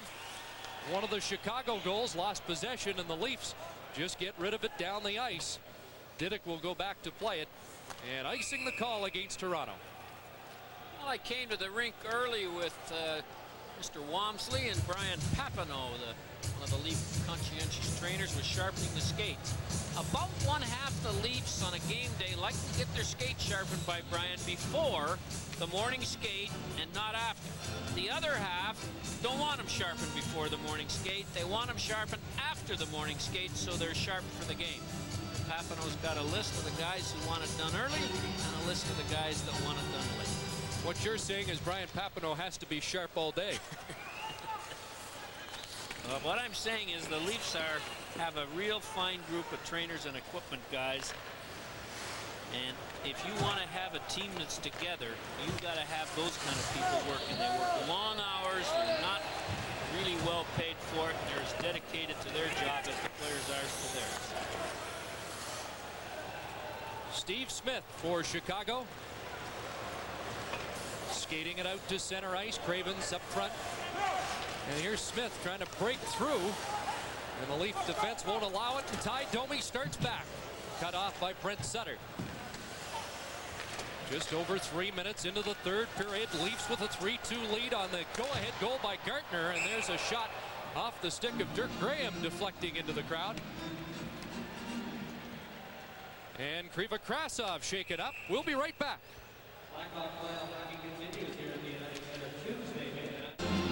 Well, lots of hockey today. 6 games in the 95 playoffs. A surprise right there. New Jersey in overtime, Philadelphia. And St. Louis in a hard-fought battle over Vancouver. And Kidd has been pulled in that game, and Tabaracci has gone in for the third period.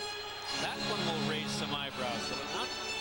4 close games and 2 surprises. I think the surprise in Boston was that New Jersey won so handily at the Garden. There's a shot in on Potvin. And now Rich Sutter, up right wing for Toronto, flipping it in and immediately heading for the bench.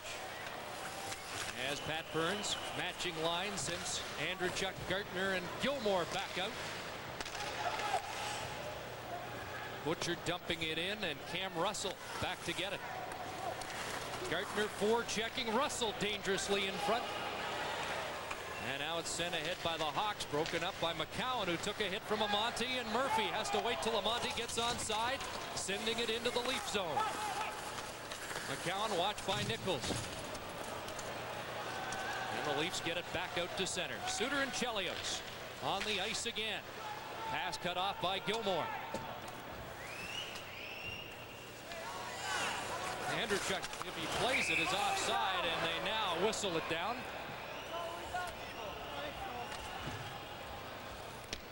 Well, Suter and Chelios, who passed that puck back and forth to each other on many occasions, did it 3 times in the first period and only 3 here. And here's what the Leafs are doing. One forechecker goes to the other, and watch how quickly Chelios is confronted by Andreychuk. And Gartner stays with Suter to make sure there's no return pass. And the puck ends up behind the Chicago net.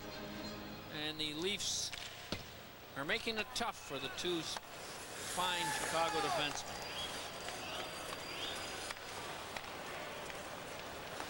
Here's Suter and Chelios passing, and they lose the puck. Ridley coming in. Nice pass, and Belfour's sprawling, and Suter to clear away the rebound. Great chance there by Benoit Hogue. Suter feeds it ahead, this time to Craven. Now rink wide it goes, and Dirk Graham after it, trying to set up Chelios, and Ellett breaks it up and sends away Ridley ahead to Sundin. Loose again, snaps the shot right on. Ridley behind the net, broken up by Brent Sutter, and Chelios will take over.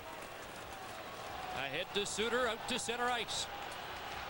Gary Suter trying to burst through. Hook back on the play, and Mironov around the boards. Secret to a good hook, Chris, is to hook him and impede his progress, but don't knock him down, and that's exactly what Mironov did to Suter. Yeah, got a little attention from the crowd. Here's Graham walking in, now back to Suter, loads it up. Nice block by Hogue. Suter with it again, moving in. Gary Suter right in, and Potvin down.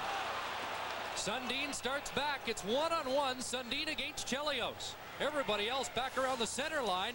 And now, here's a chance for Bill Berg, and Belfour sprawling as the shot went wide. Sundin waited and waited there until the line change was made, and Berg caught up with the play. 5 minutes, 45 seconds gone. Third period, icing the call against Chicago. It's 3-2 for the Leafs. The go-ahead goal by Mike Gartner.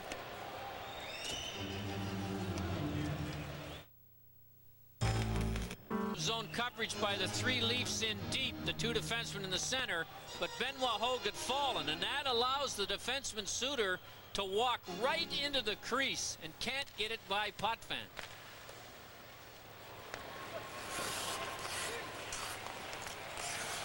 Gartner, Gilmore, Andrechek back out. Puck comes out to center ice. Leafs clearing it back in. Daze, Poulin, and Savard for Chicago. Eric Daze gives it up, and Andrechek backhands it deep. Gartner giving chase. On the near side, Steve Smith. Over to defensive partner Diddick.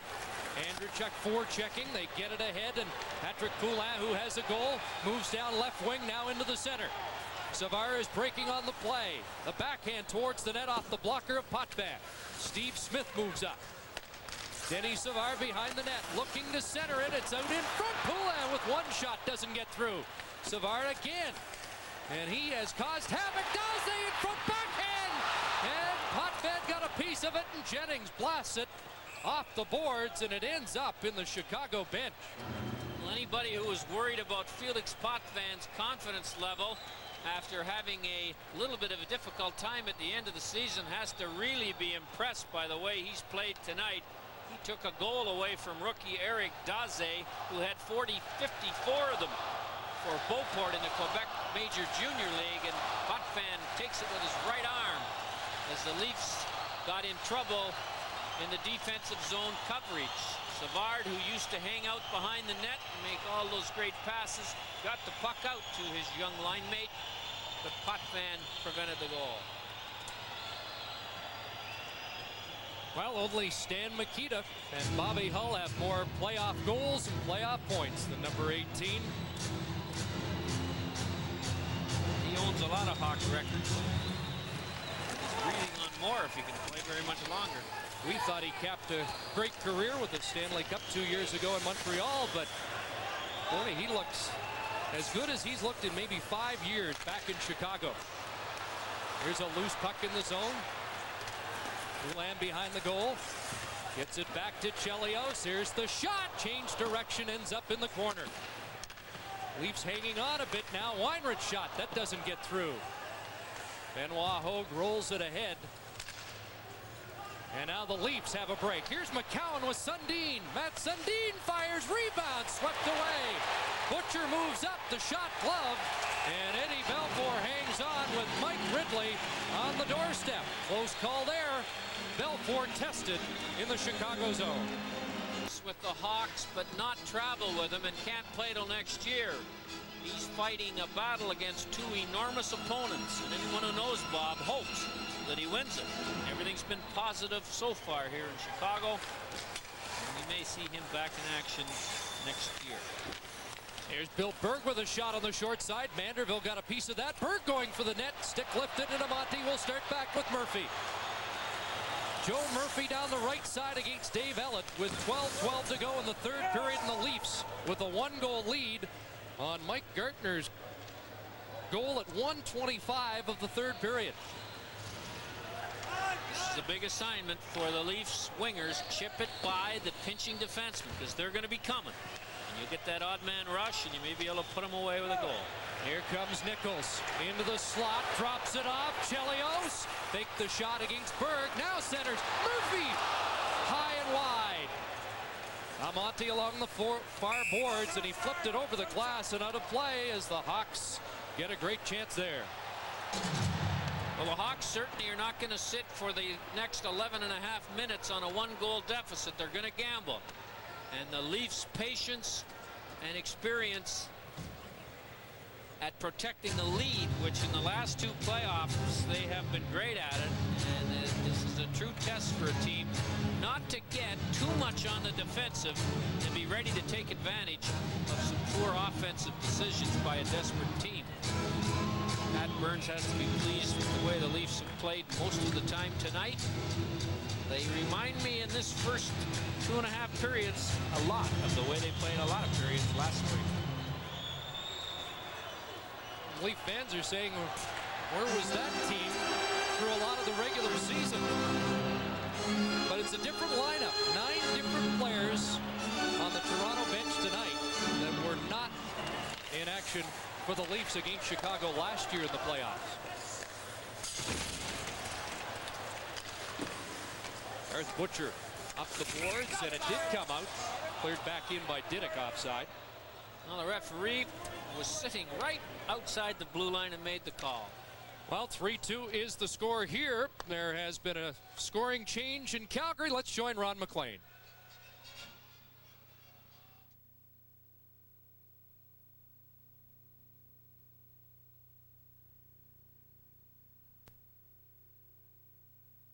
The assist, 5-3 is now the score there. Let's get you back to the United Center. Scott Russell's with the Bomber. Right, Ron, Ken Baumgartner here, and Ken, the story was that the Leafs had to hit the Hawks. Do you like what you see? Well, we have kept up with them hit to hit. That's what we wanted, and that's what I've seen. And 10 minutes left. You have to be happy with 1-goal lead in here. You talked about the fact that that might not pay off till later in the series. Yeah, a player like Chelios plays 30 minutes a game. If you hit him night in, night out, game 5 or 6, he'll start to feel it. Quickly, what's it like to sit on the sidelines, a competitor like you? Well, it's getting tougher and tougher, but I'm getting closer to coming back, which is the good news. Bomber, it'll be nice to see you back. Guys, back to you. Thanks. Well, Chris, I want to congratulate the Warroad Lakers, Warroad, Minnesota, right on the Canadian border. They last month won their 2nd consecutive Allen Cup, one of the oldest trophies in Canada. Cal Marvin, the general manager, put that team together, and they beat Stony Plain, Alberta to win the Allen Cup again. Now, is Warroad where the Christian brothers Yes, the from? Christian brothers from Warroad, absolutely. And they, of course, are famous not only for their hockey careers, but their hockey stick factory there. That's right. Dave Christian was a Chicago Blackhawk last year in the playoff series. And for those people who can remember the 1960 Olympics, the Christian brothers led the American team to a gold medal. And Squaw Valley. Here there's 10.5 minutes left, 3rd period. Daze with a shot on goal. Big, strapping rookie, 6'4", over 200 pounds. The Hawks think they've got a real prize in number 55, and he's after it again. Daze bumped down by Ellett that time. 4th round pick, Eric Daze. 90th overall. Boy, when they turn out, that is a pleasant bonus. And you know who he sits beside in the dressing room? Denny Savard. So trying to get him to soak up that experience. Here's DiPietro, who got the Leafs back in it late in the 2nd period with that goal. Randy Wood behind the net. And Weinrich all over him. Bill Berg with it. Just flips it in behind the goal. Todd Gill's in a little deep, but wants to get back to his defensive post. And now Daze, checked by McCowan. Gets it again. Off the stick of Weinrich, and Todd Gill has it. Chicago making a change, and Gill just flips it into the zone so the Leafs can do likewise. Toronto's playing a very conservative game here, not forechecking in the 3rd period with 2 men. Always want to be at least even numbered on rushes through the neutral zone. There's Murray Craven circling, trying to set it up, and it hits Sundin. Now a race for it. Sundin against Craven. Sundin is in, scores! Matt Sundin! Back checker. The Leafs get away with a hook on the 1 back checker. Dvorsky's really hearing it from the Chicago bench for not calling it, and that allows Sundin to get the breakaway. And they have a point, complaining as they are. Dirk Graham over to Dvorsky to ask about it. Let's have a look at it now. It was a play that Murray Craven lost the puck after he was circling all the wagons here in Chicago. Now watch what happens. Craven gets hooked off his feet by Todd Gill, I believe. And that gave Sundin the time and the space to make that nice play to make it 4-2.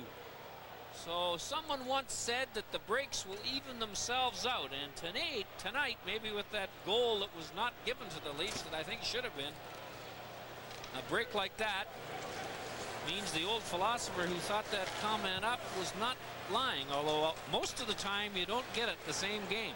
Here's another chance for the Leafs. Andrechuk pushing it ahead, scores! Andrechuk was able to one-hand that over Belfour. Well, Pat Burns was saying his big guns, his big offensive guns, have to come through. Sundin has 2, Andrechuk has 1, and the Leafs have a stranglehold on game 1 here in Chicago. Andrechuk, not known for his speed, hangs in there long enough to get the puck on the stick. Eddie Balfour gambled and came out. If he'd have stayed in, you wonder whether Andrechuk would have been able to get his other hand on the stick. It's easy to sit up here and second-guess goaltenders. The goals come 14 seconds apart, and the goal by number 14 makes it 5-2 Toronto. It looks like Jeff Hackett is going to come in. I can't understand this one. Chris, I don't think you should take your goalie out when you can't win the game. I mean, it's 5-2 with 8 minutes to go. This wasn't a great play, as you can see. A great decision or a great physical play by Didick, who dove, and especially by Belfour.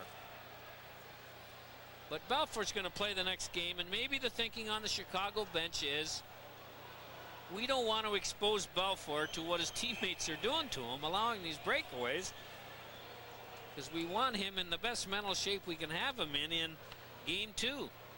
That must be what they're thinking, because it certainly hasn't been Belfour's fault, although we've seen him sharper. He hasn't had much support at this period. First Sundin, then Andrechuk. The goals coming at 10:50 and 11:04. 5-2 Toronto in game 1 of this Western Conference quarterfinal. Leafs scored 5 last year in the opening game. There's a long shot first handled by Hackett, and he'll hold on for a face-off. And the fans give the Hawks a little cheer for that save. We'll be right back to the United Center. Gill, and that gave Sundin a chance to spin his magic and score. And here's the second goal. Not a great move by Balfour. Andrechuk would never have got up to the puck to get much on a shot. Balfour gambled and lost. Well, just to confirm for the Poolies, both the Leaf goals in 14 seconds unassisted. And the Leafs with 3 straight here in the third. And remember, it was Chicago up 2-1 late in the second period. 8 minutes to go, third period here at the United Center. Chance for Daze, can't get the shot away. Now centers it. Mike Ridley is there. Daze and Ridley to the boards, comes back to Gary Suter. Suter takes the wrist shot with Daze screening, and Potvin took it high. I can tell you this, Chris. Denny Savard looks tired to me, and if they think they're going to get this much ice time out of him in this kind of a series, if it goes any length, you're going to be in trouble. But this guy Savard was paid one of the biggest compliments I've ever seen teammates pay a guy when the Montreal Canadiens in 1993 won the Stanley Cup. Savard was not in the lineup for many of the games in the finals, including the last one. But when they presented the cup, the first person that the players on the ice found was Savard and hoisted him up on his shoulders to tell him in no uncertain terms, with the biggest compliment you could ever be paid by your teammates, they appreciated his contribution to that Stanley Cup win, even though he didn't play in the last game. And I have not seen that kind of a display before. It was a great tribute, and I'm sure Savard cherishes that memory as much as I enjoy telling you about it. Well, he's 12th all-time scorer in playoffs. And he has an assist tonight, but his team is down 5-2 here in the third period as Dirk Graham goes wide. Back it comes. Gerald Didick moving up, but lost it to Andrechuk. Leafs breakout 2-on-1. Mike Gartner moving into the zone with Andrechuk. The return pass broken up by Steve Smith. And the Hawks turn now. Brent Sutter to the line. His shot hit McCowan, and that hurt. Gilmore behind the net. McCowan there. Graham and Sutter for the Blackhawks. Bill Berg jostling with Sutter as it hopped over the stick of Murray Craven back out to center, and Cam Russell gets it. Ahead to Craven as the Hawks make a change. Long shot in, and Totbed plays it up the crest and hangs on. Well, this game that we thought was going to be a close one has turned into a bit of a blowout as the Hawks are being burned. And as you look at along the Chicago bench, I think the comment once made, each snowflake in an avalanche pleads not guilty. And I think that's what many of these players are thinking right now. Hackett, playing in his first playoff game ever, had this record for the Hawks this season. But Sutter, Daryl Sutter was talking about the importance of game one. There's a chance, and Shantz scores! Jeff Shantz on the rebound, and it's not over yet. 6:32 to go. Shantz makes it 5-3. Felix Potvin made the save on the initial shot, but the rebound went to Shantz, who with not much of an angle, the Regina Cap grad, put it in. And here, as you can see, he's backing up, and he's about 2 feet outside the icing line, so there wasn't much net to see, but he put it in right here. Nice patience. Potvin's out of it after making the first save, and Jennings can't get a hold of Shantz to prevent the shot. And Jeff Shantz gets his first goal in 20 games. And his first goal in the Stanley Cup playoffs. Cam Russell gets an assist, and it's a 2-goal Leaf lead as play is whistled down. And a bit of a bonus for Daryl Sutter. He'll take goals from anybody, but the fourth line chipping in is a real bonus. And Shantz has words for the Leaf bench. Now this series, the animosity is growing as this series is progressing, and you haven't seen much of Ty Domi since he made that giveaway that Pat Burns referred to, and we talked to him at the end of the second period. That gave the Hawks the lead. Looks like Rich Sutter, an old teammate, was answering Shantz back. Well, the Hawks looking for another quick one. Saw a great comeback last night by the Quebec Nordiques against the Rangers. Mironov, Berg swiped at it. Chelios kept it in. Poulin behind the net. Daze parked in front. Gilmore intercepted the pass and gets it out to center ice. Exactly 6 minutes to go. Here in the third period at the United Center. 5-3 Leafs as Elliott is hounded. Daze after it. Denny Savard there too. Back to the point. Chelios sends it deep. Daze can't control it. Savard after it. Mironov for Toronto. Puck still against the boards, and now Chelios. Wood was hanging on, and Savard goes after Elliott on the far boards, and Elliott wants a whistle, and he better be careful. Dvorsky surveying, and finally blows play dead. Well, the Chicago Blackhawks have both defensemen pinching right down to the icing line. You saw Chelios there as Dave Elliott wisely got a whistle. The Leaf defenseman had been on for quite a while, and his legs were burning up, I'm sure.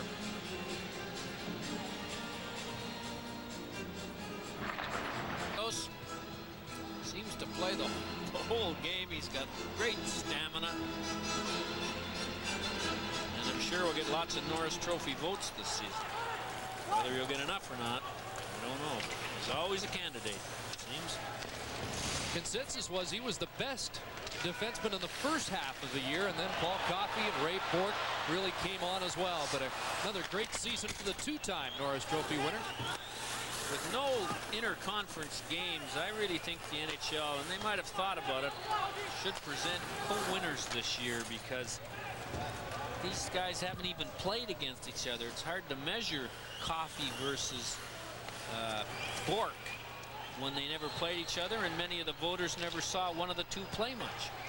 4:44 to go in the third period. Here come the Hawks, down by 2. Nichols sent it in deep.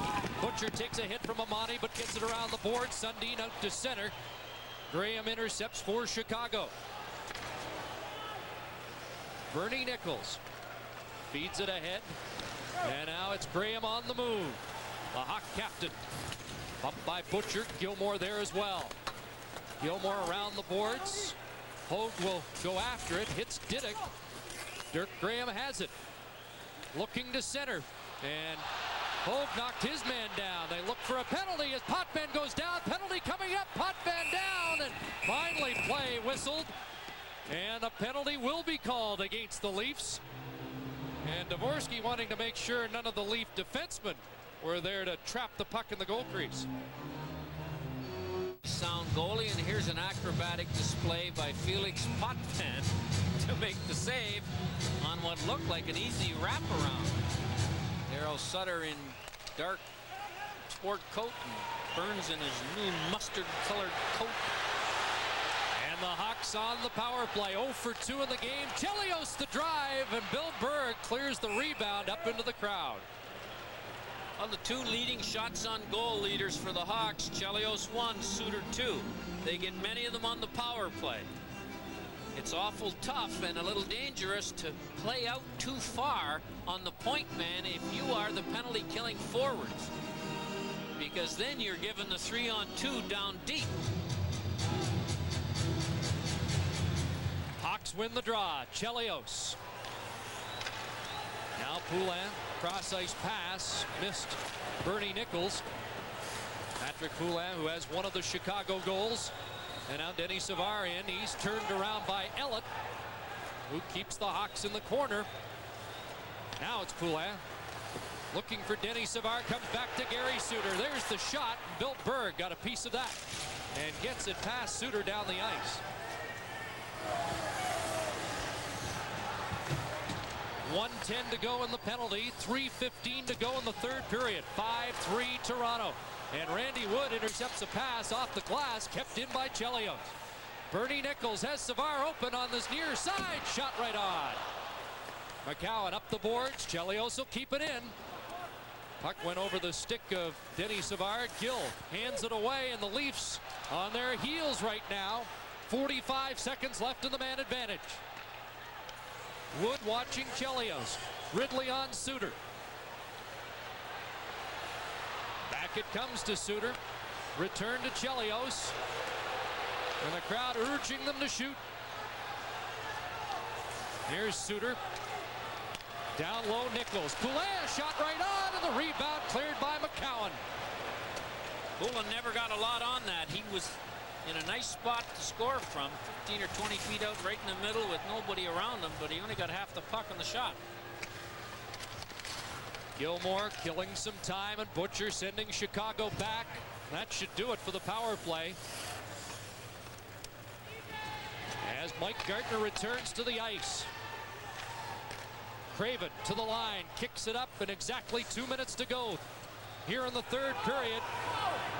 And scampering back quickly was Weinrich, with Gilmore cruising at center ice. Leafs at full strength, protecting a 2-goal lead. Andrechuk in front of the Leaf bench, bumped by Gerald Diddick, but he's a tough guy to move off the puck. Butcher up ahead on the right side, and Gartner took the pass offside. 1:35 to play.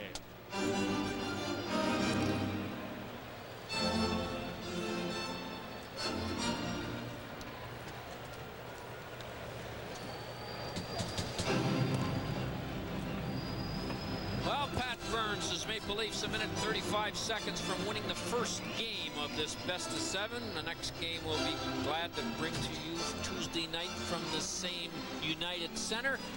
It's not over, but it's getting close.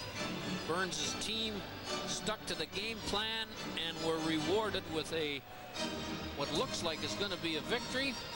And when you get 20 guys trying to play the same way, and it's a good plan, you've got a good chance of winning.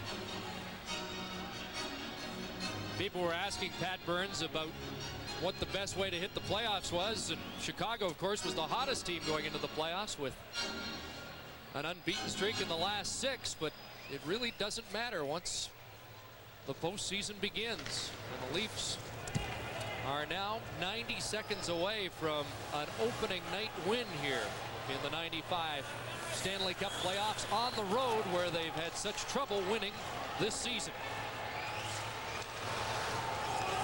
Dave Ellett knocked that one down with a high stick. He's not in agreement with Paul Dvorsky. And play whistle down. There'll be a face-off in the Leaf zone. Now, will Jeff Hackett be summoned to the Chicago bench? I would think he would be. There's no use leaving him in there. There's no goals against championship offered in the playoffs. 1:17. They have to score twice. They've got the face-off in the Leaf zone. This is Eddie Balfour, who was on quite a roll going into the playoffs, and I'm sure isn't really happy with his game tonight. Although it, in most cases, it's a team win or a team loss. Well, he credited the team when the Jennings was clinched on the final night of the season. And I don't think Daryl Sutter will center out his goaltender after this one's over if the score should stay. 1 minute to go. And the puck being frozen by McCowan behind the net.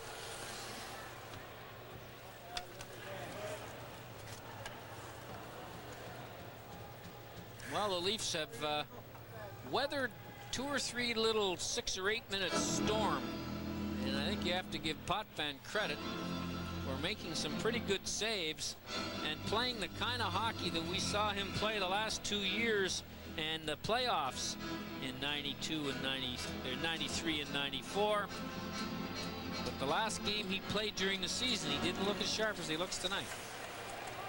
Nichols breaks his stick on that faceoff, and it allows the Leafs to roll it out to center and down into the Chicago zone. And the Blackhawks with 6 attackers and Hackett out of the net. Here's Gary Suter leading the Hawks into the zone. There's a shot handled by Potvin. McCowan cleared it around the boards, and Mike Ridley sends it down the ice. 2-goal lead. They won't likely worry about the icing call, which is coming against Toronto. Well, they certainly don't worry as much about it. And Ridley, who's a bright player, made no attempt to see if he could gain any more footage to get to the red line. It gives at least a chance to change the line if Pat Burns wants to. There's 29.9 seconds to go. 5-3 Toronto. Both teams will work out here at the United Center tomorrow and then get on to Game 3 on Tuesday. We'll be here to bring it to you. The first of 1 million nights in a row. Hockey Night in Canada will be sharing your living room with you. Under a half minute to go now. Here's Chelios moving up along the boards, and Berg's got a real hold on him. Hawks trying to chop it free. Krasov out there. He gets it over in front. There's a shot right on. Chance with a point-blank shot, and Potvin kept it out with 10 seconds to play. Well, you know, the new style that we are seeing creeping into the repertoire of a lot of NHL goalies is the paddle down, the flat of the shaft of the stick down. And here's why some goalies like it in a crowd. And Potvin makes the save right there. You can see he's got the paddle that protects anything along the ice. And often the goalies don't see the puck when there's that many people around. And the goalie's saying, if you get it up in the air into the top of the net with no time and somebody on you, I'll give you the goal. If you just slap it at the net the way you often do in that circumstance, you're probably going to hit me with it in the end. Clock running down. And an offside called with 0.2 seconds to go. Well, I'm sure the Hawks are players who played here last year against the Leafs in the first round are being reminded that this Leaf team, although has many new faces, are playing quite similarly to last year's playoff team. And so the Leafs win the first one and go up 1-0 in this series. Didn't play very well in the second period, but in the first and third, they were the better team. The big guns scored in the third. Gartner, Sundin, and Andrechuk. Leafs win at 5-3. Now to the broadcast center and Ron McLean.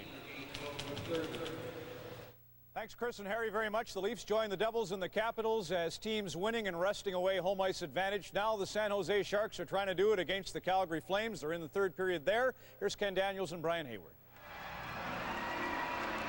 5-3, the Sharks leading Calgary with just 1:15 to play in regulation time. Ken Daniels along with Brian Hayward and Tom Harrington as we welcome the viewers who have been seeing the Leafs and Hawks at the United Center. The attendance tonight, just 15,624. A sellout here at the Saddledome, 20,230. This is the lowest attendance of the season for the Calgary Flames. Well, maybe the fans had some kind of inkling that the Flames were going to perform the way that they did in this first game, because it certainly wasn't the best effort put out there on the ice. San Jose Sharks have got all the breaks in this hockey game, and they've made it a very frustrating affair for Calgary. They just continue to back up into the defensive zone and protect that 2-goal lead, and Calgary has been unable to really generate much offense here in the third period. This Saddledome will undergo extensive renovations during the offseason. They have 140 days to complete everything. They're going to do much what the Edmonton Coliseum did. The longer the Flames can go in the playoffs, less time for renos, and I think Calgary fans would be happy for that should it happen. No question about that. Rick Tabaracci already made his way over to the Calgary bench, so the Flames have the 6th attacker out onto the ice. You saw Wayne Thomas at the Shark bench providing instructions. He's the assistant coach for San Jose that is in control of the defensive core. Rick Tabaracci started the third period, replacing Trevor Kidd in the Calgary goal. Right off the drive, goes to Sandis Ozolich. Gets it out to center for Janney. Janney with that open net, carries in across the line, but Housley playing goaltender got a piece of it. As we approach the final minute in regulation time. At center is Theron Fleury. Fleury in across the line, being pumped by Rapchi. And the size mismatch. T-Top couldn't come up with the puck. Housley jumps to it along the near boards. Gets it to German T-Top. Walls in the corner with him, got it to Walls. Back of the net. Reichel there, chase on up on the play to Fleury. Fleury behind the net, centered in front. Housley at the point, shooting, and Herbe saw it all the way. No Flame in front of him, and Herbe able to hang on. Credit that Shark defense for clearing the lane for Arturs Herbe. Housley gets a little snapshot through, but goalkeeper's able to pick it up all the way. Sharks have got their big defensemen out there, Rathje and Ozolich, and they did a terrific job boxing out in front, allowing Herbe a clear look at the puck. Huge win for the San Jose Sharks. They've only got 34 seconds left to kill. But we mentioned that in Detroit last year, they took the first game of the playoffs against the Maple Leafs. They won game 1, so this is a pattern that San Jose becoming used to, and I don't really think it's necessarily Calgary underestimating the San Jose Sharks by any means. Well, Calgary looked very nervous going into this hockey game, and much has been made in the local media, of course, about the Flames' lack of success in the first games of the playoff, and their inability to win a playoff series since they won the Cup back in '89. Of course, we've managed to harp on it several times in tonight's telecast. The question is, what does this guy do? What does he say when he gets back into that locker room? How does he tell his guys to relax? Because they just mishandled the puck at critical times, and it cost them. Doug Riseborough, you have to wonder what he's thinking too. He's seen this all too many times before, and he's seen it from back of the bench too before going upstairs to general manager duties. Having a conversation right now with the strength and conditioning coach George Kinnear up in the press box. I'm wondering if they're discussing Joe Nieuwendyke's status. Yeah, and we don't know if he's going to be able to go on Tuesday night. Nieuwendyke returning from Los Angeles, where Dr. Robert Watkins checked him out, and it is a day-to-day thing. And Doctor, you were checked out by for back problems, Brian, in your career. Bob Watkins is the guy that handles all of the athletes. Not that I would call myself an athlete. Oh, sure, he's your goaltender, big athlete. Absolutely. I just did. Off the draw. Reichel couldn't get the shot. Chason does, deflected through, and Herbe down, and he's able to hang on again. But even on the deflection, Herbe able to see the shots. Here are the Game 1 playoff woes for the Calgary Flames. See how they've done in the past 5 years. course, a very positive note for the Flames is that they've won the second game in all of those series. So if the trend continues, at least King will be satisfied with that one. Second game goes here Tuesday night, Saddledome, before moving on to San Jose. 5-3, the Sharks leading. Get it to the line, but not out. 22 seconds left. Housley able to hold it in. Reichel to Chiasson. Chiasson, good shooting position, got it through. Herbe made the save, and the whistle goes as Miller was ready to clear it out. So I think even with the quick whistle from referee Dan Maruelli, the Flames will get a bit of a break because the faceoff will remain in the San Jose zone, where I think Miller would have been able to clear it.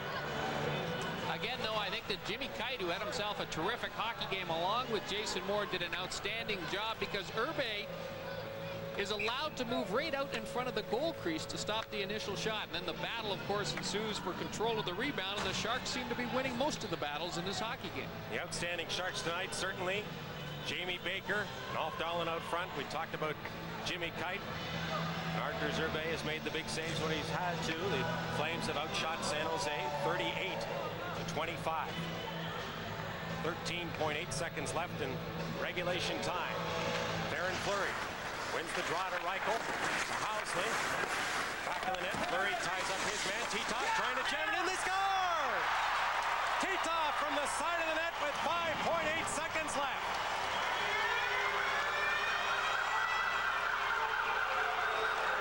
For those fans that remain, get up on their feet. German Titov with a nice little move. The wraparound on the backhand side. Great work being done in front of the goal by Joel Otto. That gives Titov the space to come out and jam it in the short side. Here it is from the other angle.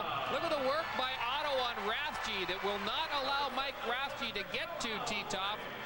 He takes advantage of the space and stuffs it in. Flames have got 5.8 seconds left to work with. I don't know, Ken. It's been done before, but if nothing else, maybe it's a confidence booster, and the Flames go back to their dressing room and say, we scored 4 times. Some of the goals that San Jose did manage to get tonight, they got some pretty good bounces. One from Dahlen, certainly. Jamie Baker was a beautiful move, but San Jose did get the breaks early on in this hockey game when they scored 3 in the first period, much like they did against last year when they took game 1 at Joe Louis Arena. They scored 3 against the Red Wings in the first. No question that the breaks went their way. Arthur Zerbe had a number of goal posts that saved him on a few different occasions, and another one of their goals, their first Rathje power play marker, went in on a deflection off of Ronnie Stern's shin pad. So sure, the breaks have gone San Jose, but good teams make breaks go their own way, or they can overcome the bad breaks. Titov scoring play from Housley and Reichel at 19:54.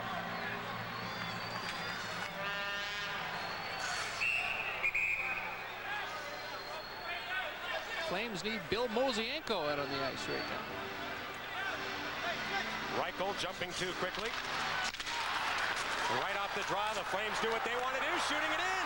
Quick shot, through the crease. A terrific opportunity. We said it's been done before, and the Calgary Flames came that close to tying up this hockey game. But it's the San Jose Sharks who win game 1.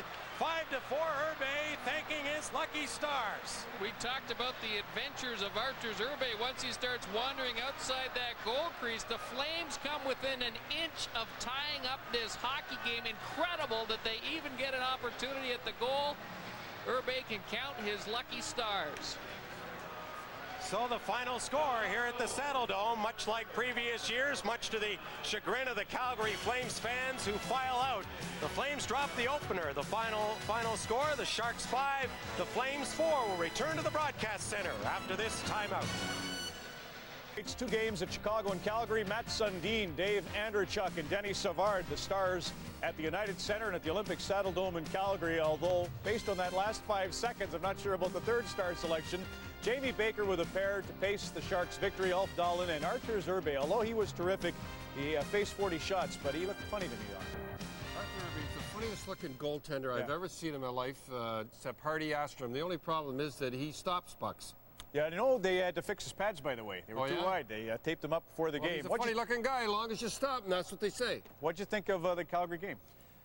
Started too late. I feel so sorry for these first-place clubs. You know, they work hard all year, and I know it's the rules. You're not going to say they worked hard all year, and what happens? It's all even right now. I still say the teams that finish way down like that should only get 2 games at home. I really believe. Harry Sinden said that a long time ago, and I believe it. To echo your point, it's 4-4 right now with home ice advantage. 4 road victories in the opening game, and you go back to last year, the teams with home ice going in won 5 of 8 series. The year before that, the teams with home ice advantage entering the playoffs won only 2 of 8 first-round series. You steal the first one, you're home free. Just go in, that's all you want. Steal the first one, that's all. I'll get a thought in Chicago-Toronto in a moment. Before we get to that, let's head to the United Center. Matt Sundin was the #1 star for the Maple Leafs this evening, and he's standing by with Scott Russell.